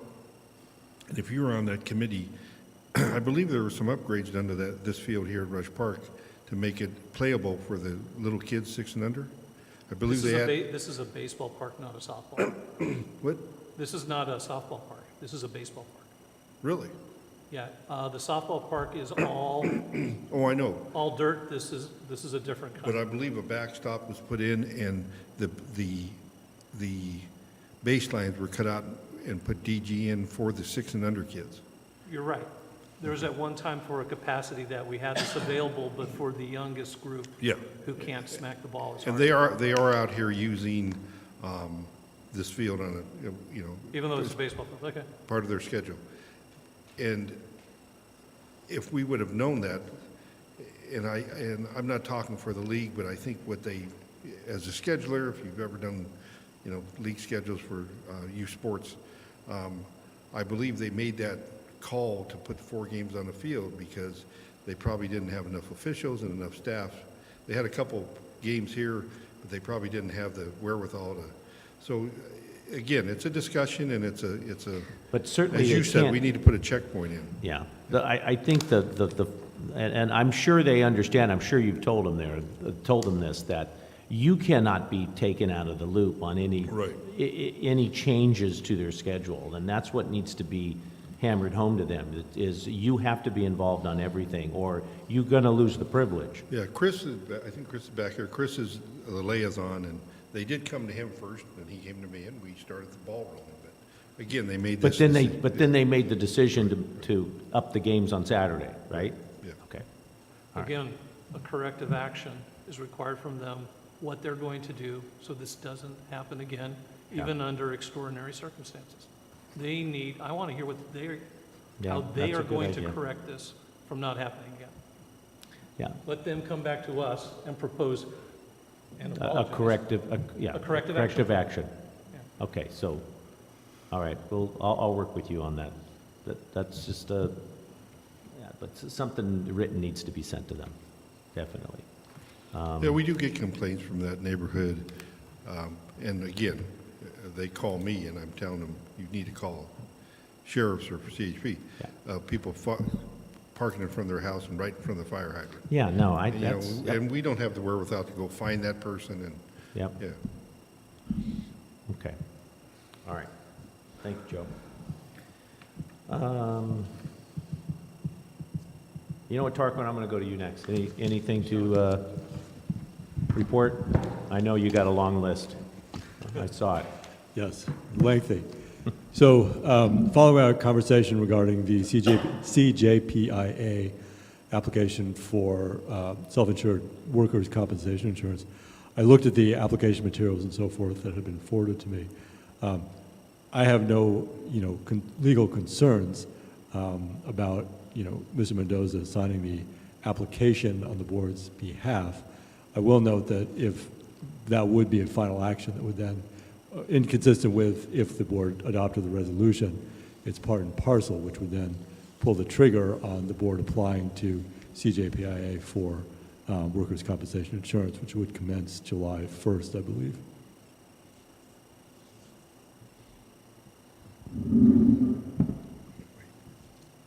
So are you stating that this is just an application, but not entering a contract? There's, as far as I'm aware, there's no actual written contract beyond the application, because it's to do this self-insurance through CJPIA for workers' compensation. It's a statutory process under several labor code provisions, but the necessary trigger for this is the board's resolution and the formal application signed by the general manager that is part and parcel of the board's resolution, then becomes the application of the district, and barring any unforeseen circumstances, then this would be the statutory prerequisites to entering into this type of workers' compensation insurance. Okay. Would I rephrase that? Would it be easier? Well, again, my interpretation here is, and I guess as a board, we can reopen up H1 or G1 and talk about it now that we have a new legal insight. But am I hearing you, the way I think I heard you is, if we adopted that resolution would be not entering into an agreement, but entering a contract, and then that contract sets a path of us getting more information to then bring back to the board for a formal? No, that is incorrect, and it might have been based on what I had stated earlier, which is not quite accurate, because there's no actual, unfortunately, I was under the impression there was an actual contract that needed to be reviewed. Right. It's not an actual contract, it's just, it's an application that needs to be filled out that is in conjunction with the resolution. But when you fill out an application, I just recently did a new application for a new building lease. You fill out the application, you fill out the forms, you provide everything. Eventually, you get the lease back, which is a 58-page document that you then have to review, and then you have to sign. So where I'm confused is, I understand that this process is for an application. When you fill in the application, does that mean we're now committing to a new insurance product? In essence, Yes. correct. Oh, well, Yes. then I'm still where I was before. Nothing's changed. Yeah. I want to see more. I mean, I'm hopeful that we're going to get, even by our current company, we're going to get reclassified and back down to the $20,000 a month. I wouldn't count on it. I know, but I'm hoping. I said the word was hoping. Is there like any criteria that they gave you?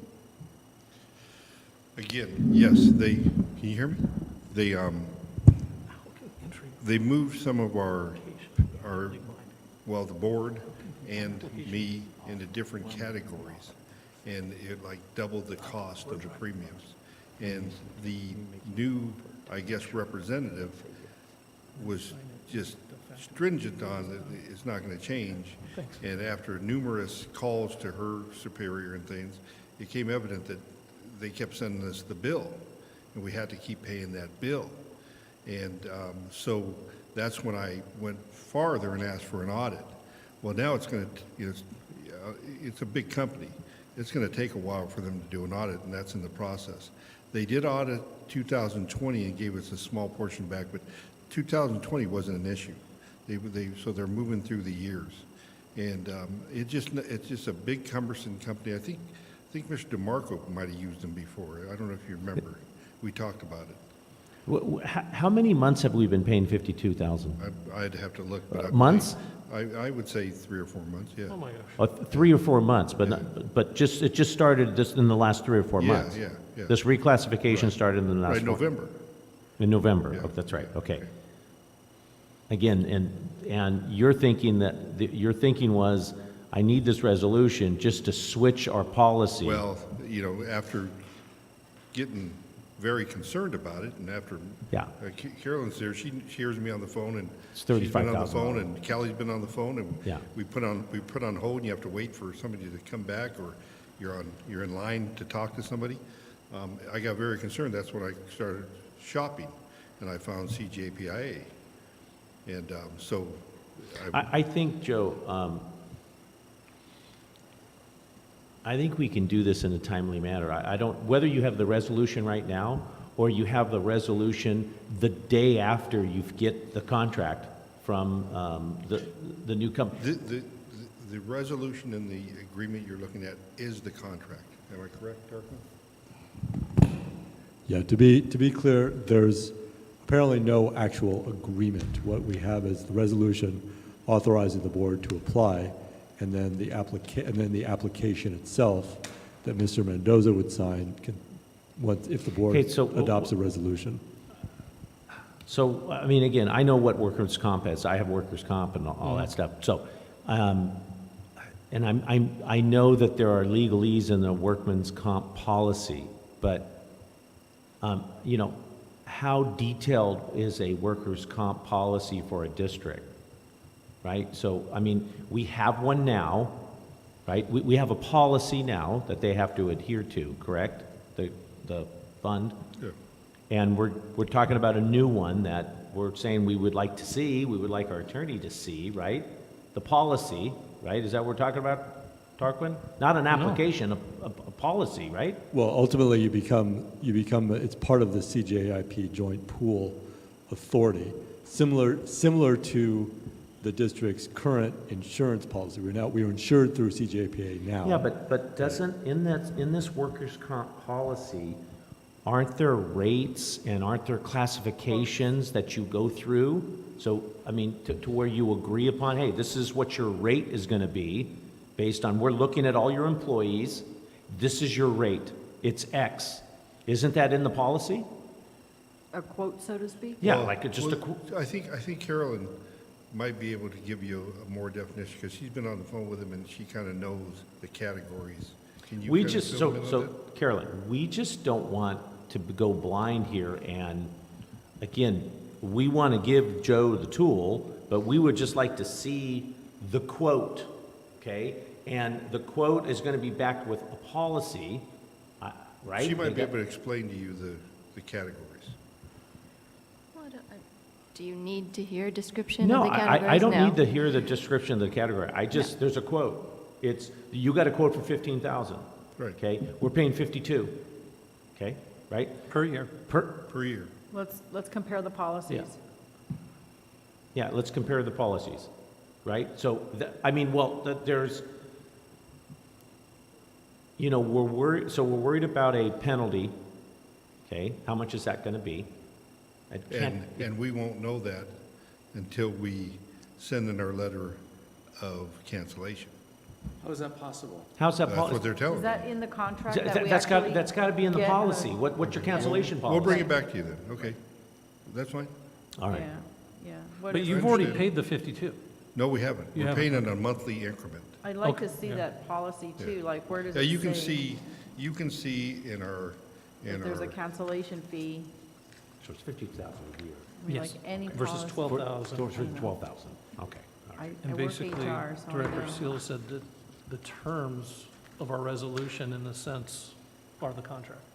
It says here, we're going to pay them 12,000. When they sign off on this, they're agreeing to what we're putting out. Isn't there a work comp broker or an insurance broker that we're working through? ADA is our broker, ADP. ADP, Yeah, sure. yeah. And they So- can't vet this and figure out what it costs to cancel and how this new policy compares? No. Well- I've made phone calls. Workers' compensation insurance, we are budgeted 20,000. We've committed so far to 25, and that's in February. So now we're in March, and we paid another premium. So again, we're at a negative right now since November of $5,000. Okay, so again, my concern is they're doing these audits. I can't guarantee where they're going to come out at, and I will bring it back. We have a month. And you're not going to know the penalty? I will Yeah, know I the can't penalty. imagine what the penalty is. I'm going to send in a letter and ask what Yeah. the penalty would be. So basically, you're providing, you took that 51 point whatever, let's just call it 52. You're doing it on monthly. So right now, we're a certain amount over what we thought it would be. You want to stop that bleeding ASAP. We all agree with that. $30,000. But as you can see, we want something tangible to review, to approve, to ensure, being good financial shepherds here. So I think you understand what we're asking for. Well, I totally We want to help you, but you need to bring us stuff so we can help you.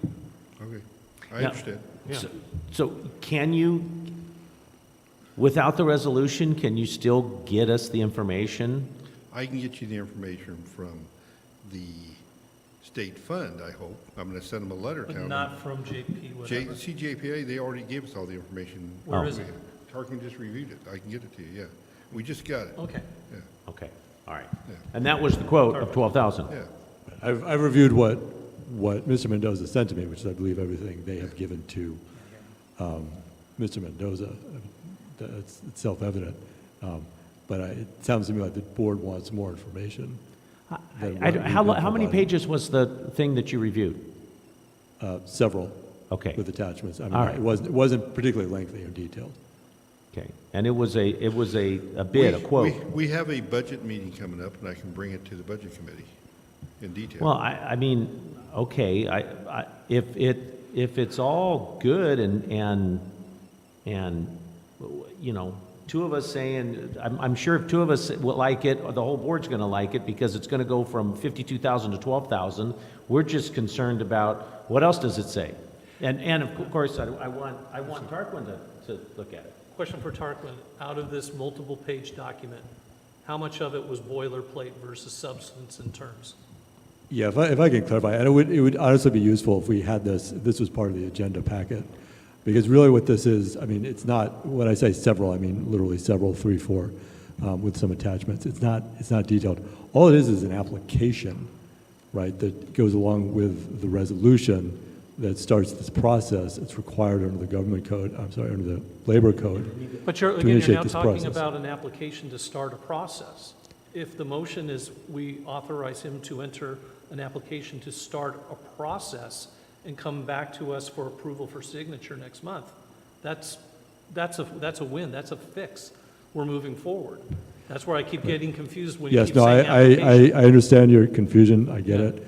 I am not clear myself if there's any further review process once the application is submitted and then it's approved by CJPIA pursuant to the provisions of the labor code, if there's any further review that's required. I don't believe there is. I think once So this the is done. application, in a sense, is an agreement. Well, I don't want to be disingenuous, but it's an application, and I think of it as your driver's license. You apply for a driver's license, you get your driver's license, and it's not a great analogy, but there may not be any further review from the district. Mr. Mendoza may want to clarify that if he knows. We're in this catch-22 here. Can I interrupt 1 second? Sure.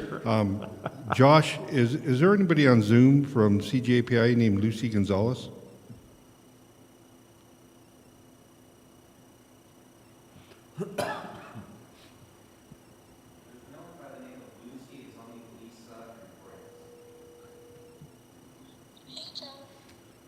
Hi, Lucy. Are you on Zoom regarding the CJPI contract? Yeah, could you get on? Okay, thanks. Okay, I had asked our CGI, and I was hoping he was going to say something.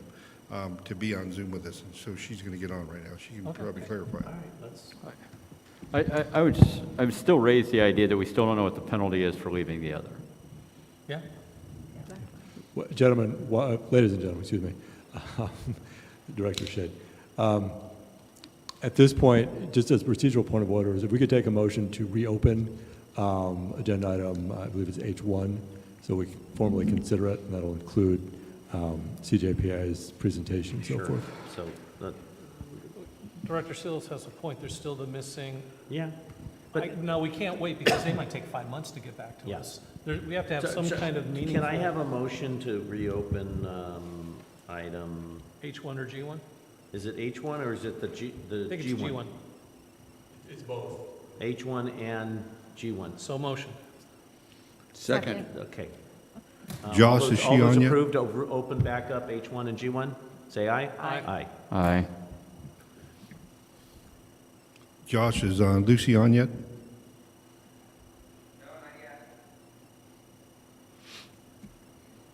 So I guess the scenario, again, I don't know why this is so difficult, because I guess I mean, if it,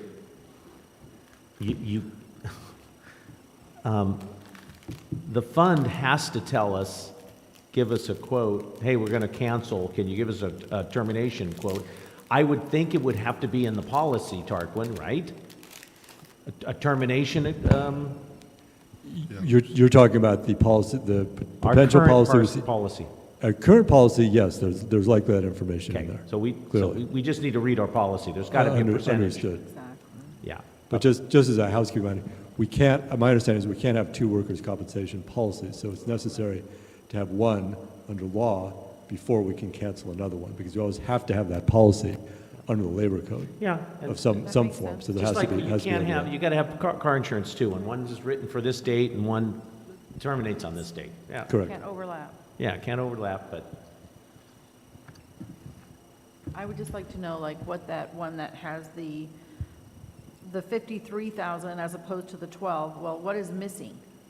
well, I would venture to guess that the classification's down to where it used to be, where we've always been, because we've had a $22,000 or $21,000 a year workers' comp bill forever, and now it's 52. And would like I to would know. say that it's classified correctly, and that's what the new company's classifying us as. I mean, that's all it is a rate based on, Classification, and I'd Yeah, like to know classification. why we got reclassified, yeah. what brought and- that on? And we have not, according to Joe and Carolyn, we have not gotten that answer as to why. No. Why are we? All I can tell you is that November was the renewal time of year for state fund, and it seemed to have occurred during that time. And I guess we got an auto renewal, and they can reclassify without even telling us? Wow. This just does not seem. Yeah, that doesn't seem right. I in I any think way. that personnel changes probably took place. Yeah. I'll bill you. I have Lucy Gonzalez on Zoom. She's our representative from CGAPIA, who oversees our contract with CGAPIA and Hi, understands the wherewithal with this workers' comp issue we're dealing with. Lucy, thanks for taking, I thought you were going to be on earlier. We talked today, but thanks for getting on. No problem. So you had questions about the state fund audit and the reclassification, or did you have questions about the coverage? Couldn't hear. Hang on one second. We're turning up the volume. Yeah, okay. Can you restate that last couple sentences? Yes, I heard earlier you guys were discussing the state fund audit. Did you guys have questions about the audit itself, or did you guys have questions about the coverage through CJPIA? All of the above. Well, I Okay, think we're so- asking about what the application means. Is this a formal agreement once we pass a resolution? My understanding was it's the beginning of the process, and I need this in order to move forward in the agreement with you, and then also we need this formally to give to state fund to let them know, hey, we want to back out of our contract. But can you tell Okay. us the process? Sure, I'll go through the process and I'll explain because I actually used to deal a lot with state fund, unfortunately. many years ago. And every year, State Fund does a payroll audit. And what they do is they ask you for your 941 through DE6s, and they look at the payroll reports that were submitted by the agency. And what they'll do is they look at the job descriptions and they'll look at the class codes, and then they'll make a decision, normally without really discussing it with anyone, and reclassify them. So when it comes to government agencies, we normally use three different codes, 8810, 8820, and 8840, I believe. And so clerical only is 8810, and for that code, you can't do any work outside of the agency. It's purely desk work. 8820 is for people who do some field work. They go out, similar to like a sales type of class code. And then 8840 is for everybody else. And so that's actually what happened, is the auditor that conducted the audit for the Rossmoor reclassified your staff. And so I know that Joe's been working, trying to get that reversed. It does take time to be able to do that. And so hopefully they'll be able to correct that. Okay, and then the way it works with California JPIA is we went to the underwriting committee for approval to have Rossmoor be admitted into our workers' comp pool. You guys are already part of our liability program and property program, part of the crime, the cyber. So really there was just one program that you weren't a member of. So we went to the underwriting committee and asked if you guys could be members. Your losses are relatively none. I believe you only had maybe 2 or 3 losses in the last 10 years. So they were very small dollars claims. So we felt that you guys were a good risk, a good member to add into that workers' comp pool. Once we went to the underwriting committee and got approval, we went to the executive committee. The executive committee approved Rossmoor also to become a member. So what we need is for Rossmoor's board to actually approve Rossmoor to become a member now that we've said, yes, you can become a member. The date they were looking at having Rossmoor come on board is 7/1, and that's because there's a lot of components that have to take place before you can become a member.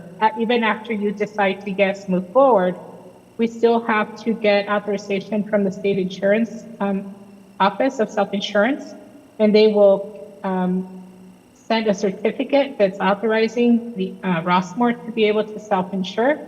Once we get that authorization, we can, if let's say, for example, we get it May 1st or June 1st, then once we get the authorization and we have time, we can actually go back to the executive committee and ask for you guys to be allowed to come in earlier.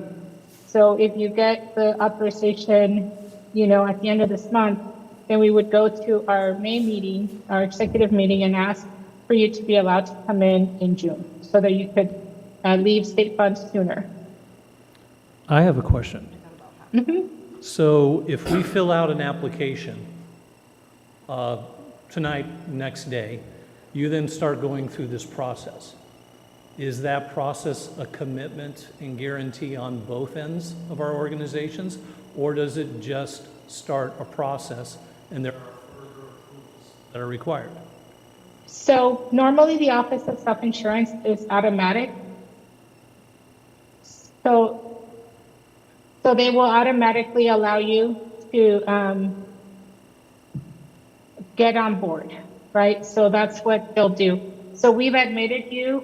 We've said, yes, Rossmoor can become a member. If you say yes, then all we need is authorization from the Office of Self-Insurance for you guys to actually become the member. Okay, thank you. Lucy, is that binding, or is there an opportunity, say through the process that we've talked about, that we're trying to go through with state fund, and I think you know how cumbersome that is. Our passing this resolution and signing this application, is that binding with CJPIA, or is there an opportunity to not move forward? So normally most members move forward. They don't really back out. But for example, let's say the Office of Self-Insurance says, no, we're not going to issue the certificate, then we can't move forward because they said no. The other option is if you decide that you want to stay with state fund until December 1st, when your policy expires, you would just let us know that and we would move your date.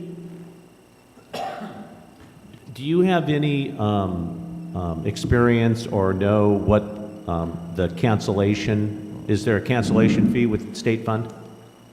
There is what's called a short-term rating fee, and that's normally applied if you cancel your policy early. Most of the time, if you cancel your policy within the first 30 to 60 days, 90 days, they'll apply it.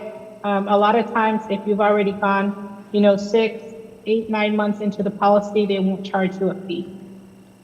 Do you know how much that fee typically is on? No, I don't. No idea whatsoever. I haven't worked with state funds, dealing with state funds since around 2002.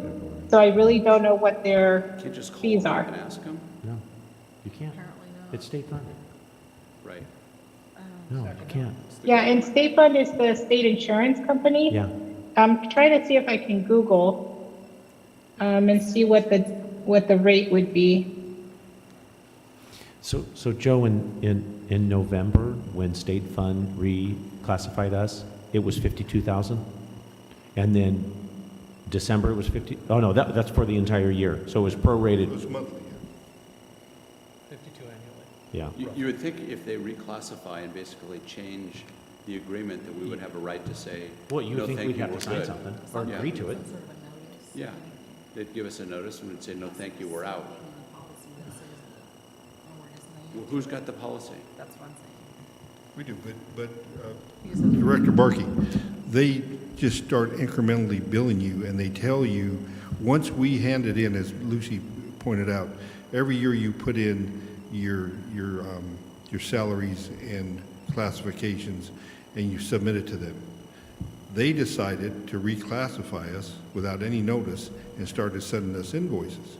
And as we started calling them, you just get bounced around. You No, get I put on- understand, but we've got the contract, or Tarquin has it, and we'll review it, so we can find out what the cancellation policy is.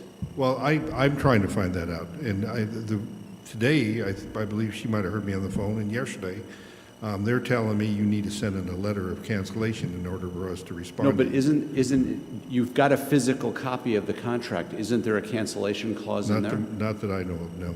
I couldn't find it. Does it say anything on Google? What state? No, I'm actually on the state fund website, and it doesn't say, the only thing it talks about is premium discounts, where you can get up to 11.3%. Normally, the short-term rating fee is the profit that they expected to make on your policy versus what they actually earned during that policy period. And as Lucy pointed out, it depends how many months you're into it on what the penalty might be. And so there is no, I guess, formula as far as I can see. They're telling us, submit your letter of resignation. $4,300 a month we paid, started November, December, January, February, March. Let's go 5 months. We paid 21,000. 21 minus the 52. We still owe 31,000. This new contract is 12. I can't imagine that the penalty is going to be 31,000, which is the remainder. I will, let's come back next, I understand your angst. I feel the same way. But again, my point was stop the bleeding. Yes. That's how I came and found CJPIA. But I'll make a point to find this penalty out. It'll take some doing. Well, I'm wondering if it's even worth it. So what's What's the risk? yes, what's the risk of waiting? When do you think this is going to transpire? Giving you the green light resolution right now as opposed to waiting a week. Well, giving me the green light resolution and the ability to sign the application and submit it to CJPIA, I believe Lucy will start July. Yeah. Yeah, so we were looking at starting in July, which means that you would be 5 months short of completing your contract with State Fund. If you are not comfortable with doing that, we could always change the time frame and move it forward. I see. But just remember that, with us, your rate is significantly lower. So depending on, even if they charge you a fee, you might actually end up still saving money because the cost If, of what you're paying for us is If- significantly less. if we get out by July, the district saves $21.6 thousand.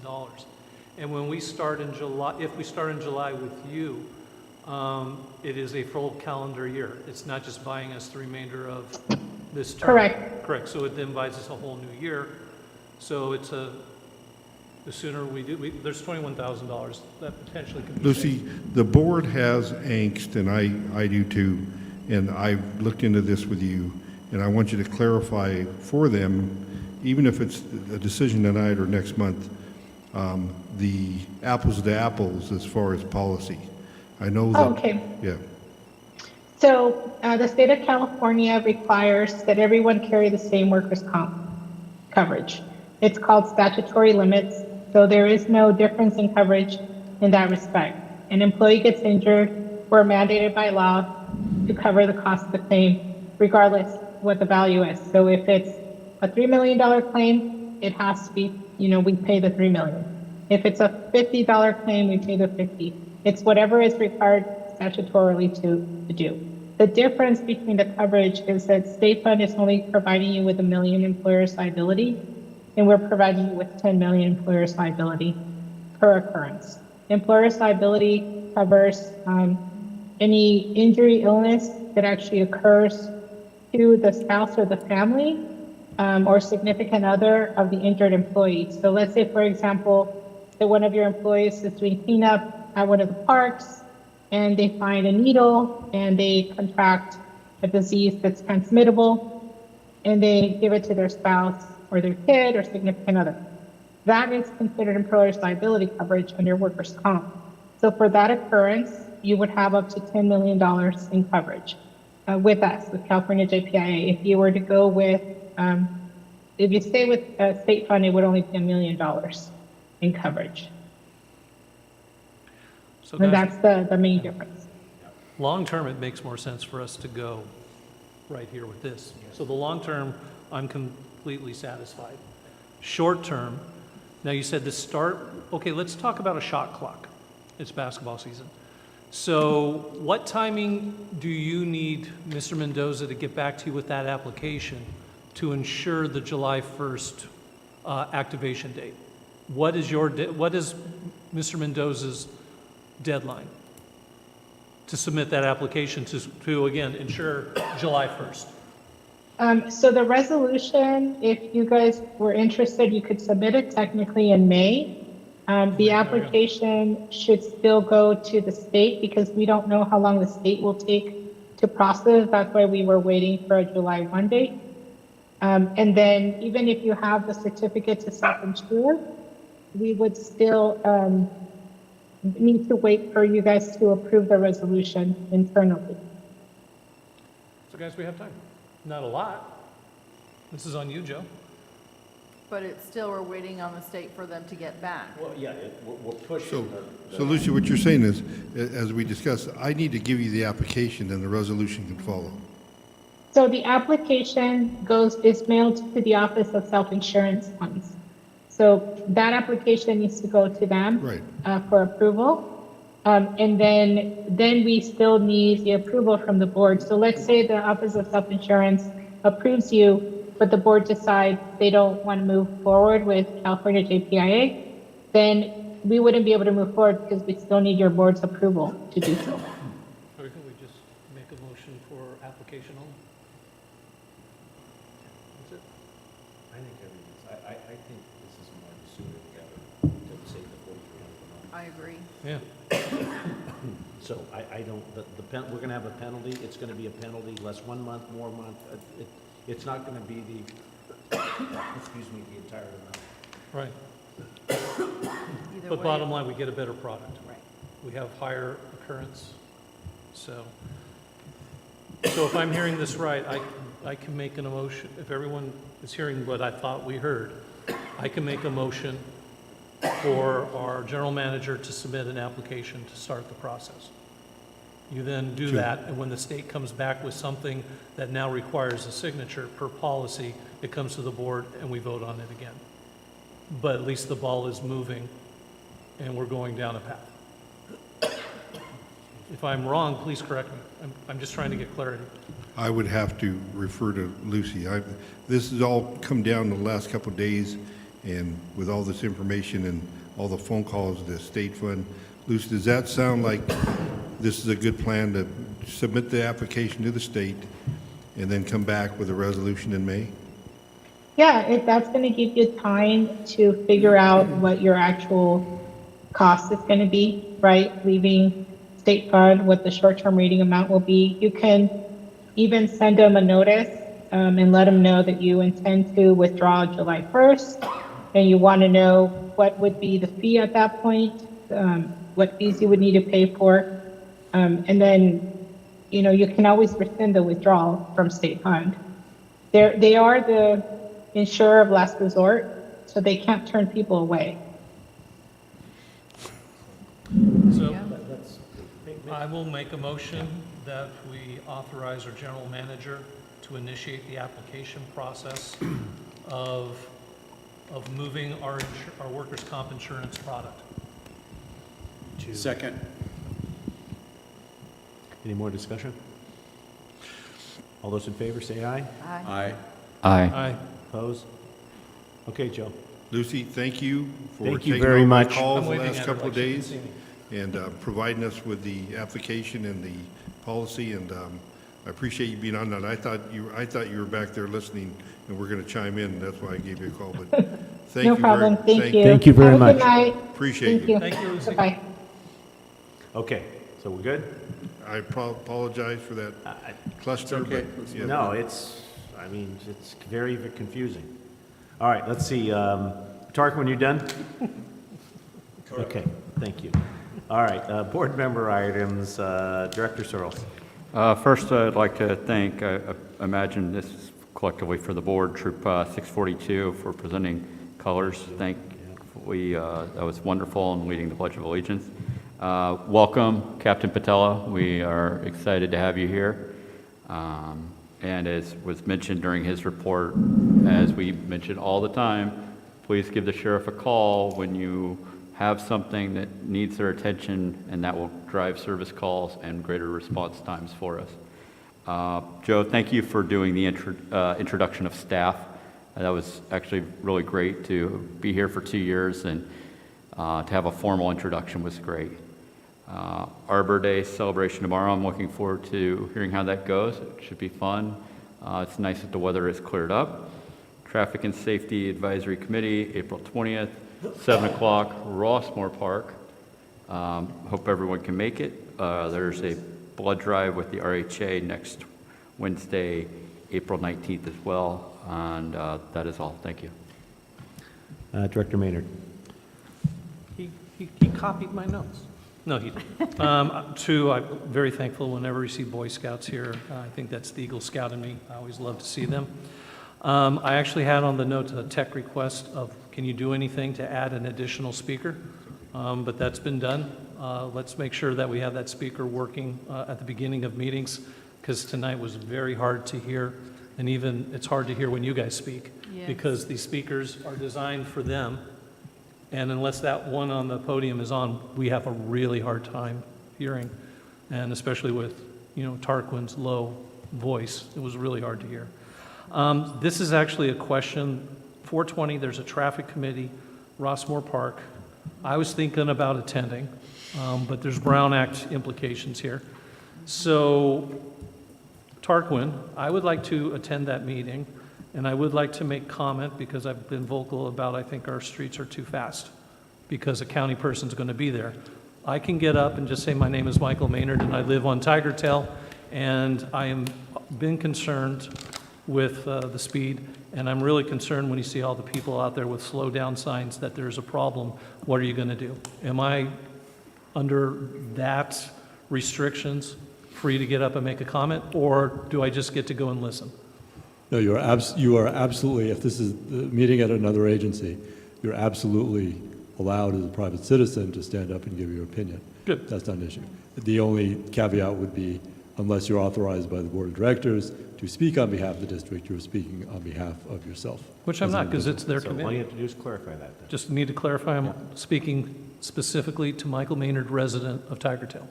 Correct. Okay, great, thank you, that's all I have. That's it? Very good. Director Shea. I would like to thank our wonderful Captain AJ for coming and introducing yourself, and welcome to Rossmoor, or welcome back, I should say. Love having you here, and looking forward to working with you. So also I'd like to thank the troop, the Boy Scouts. I'd like to see if maybe we can get a Girl Scout troop in here. I was a troop leader for many years, and I'd like to just share the love to the girls as well, because they do the color guard and the whole 9 yards, just like the boys do. Great idea. And I think it would be a great thing. I do want to tell Miss Carolyn that her social media has been stepped up. I've noticed, because I do social media, so I see posts every day, and I see all the wonderful things that you're posting. So good job on that. Nice work. I'm looking forward to the new website and the whole interaction with that, because I think that's going to be a really good thing for our neighborhood, and people will be able to chime in and not go crazy with one that we currently have. So that's something really great to look forward to. I'd just like to mention I'm having a meeting with Tom tomorrow. So I'll be meeting with him and going over the update as far as the entertainment line it goes for the first family festival that we have coming up, and with Chris and perhaps Joe if he's available. Just getting that squared away, because I want to just get everybody updated and on the same page so we know where we're at. And thank you, was it Lucy? Yes. Is that her name? Thank you, Lucy, yeah, for chiming in with us at this hour and giving us that update. A little hard to understand, but I appreciate it, because I know we all have a lot of questions regarding that workman's comp. Those fees, more questions than we have answers for sure. And thank you, Joe, for everything, and Tarquin for your update this week on our Brown Act meeting and everything that we went through. Look forward to tomorrow night's meeting, and thanks, guys. Appreciate it. Thank you. Director Barkey. Just briefly, Captain, thank you. And it's almost 9:30 and you're still here. Very impressive. Seriously. Thanks for taking one for OCSD. The sound system in here sucks. That speaker, whether it's on or off, it's terrible. We've spent a lot of money in here. Can we look at fixing it?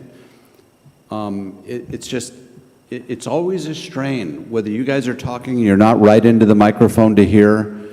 The echo in here is terrible. It's not good for us. It's not good for the audience. There's got to be a way to put ballasts up to get rid of the echo, to create a system where we can actually hear each other, hear you all, hear the audience, hear people if they have to be on Zoom. There's got to be a solution here. It's been terrible for a long time, even with the upgrades, and I think we should look at trying to fix it. Good idea. That's all I got. Okay, thank you. Let's see. Got some notes here. I noticed that the county's changing out a lot of our sidewalks, so please be careful maneuvering around them. Let's see. I did play pickleball a couple Sundays. I want to let you know there was no rock throwing incidences of any kind. It was No turf war? no turf war. People playing tennis next to me. Everything seemed fine. That was only on a Sunday. I can only play on Sunday. But it was the 2 times I was there was very positive. Captain, thank you very much. Nice meeting you. I have, while the last 3 hours, I thought of I don't know, a situation or what I'm seeing when I'm leaving Rossmoor in the mornings. And again, it's really, I would love a solution to this, not that you guys start writing parking tickets, but when you exit Rossmoor at Wallingsford in the morning, there's a parking restriction from, I want to say, 7 a.m. to 9 a.m. And the reason for that is because of all the schools drop off and exiting Rossmoor.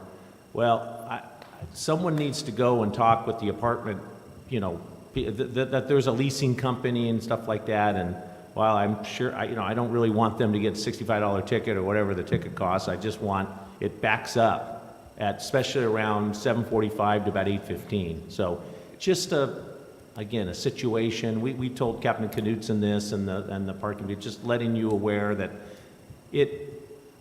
from time to time, it's clear when, you know, we tell you guys that this is a problem and whatever happens, maybe you guys write some tickets, but it seems like it's been this year, starting after Christmas, that I leave every morning and there's 5 or 6 cars there. So just bringing it to your attention. Also, your non-emergency phone number hasn't changed, correct? Okay, great. And for non-emergency, like you're talking about, you see something, that's the number to call, correct? Okay, fantastic. I think that's it. Remind me too, Carolyn, that, you know, you're digitizing all of our documents. If there are any documents that we might want on our website for, you know, the past agendas or whatever, or documents that, just remind me when we have the meeting with the website to ask that to Brayer IT, because we are digitizing everything and putting them somewhere, right? I mean, there might be some cool historical things that should probably go on our website. Agreed. Yeah, Okay. I don't even know. So just jot down that note, just because I just thought of it, thinking about the website. Okay, and please come out to the April 20th traffic meeting. Our traffic engineer is going to be there. We want people there to show support for our community and to the traffic issues we have. And it's just like any other type of meeting. You got 2 people there is less than if you got 50 or 60 people there, less of an impact. So you know what I'm talking about. Please show up and say your piece, and you don't have to stay there the whole time, but show up and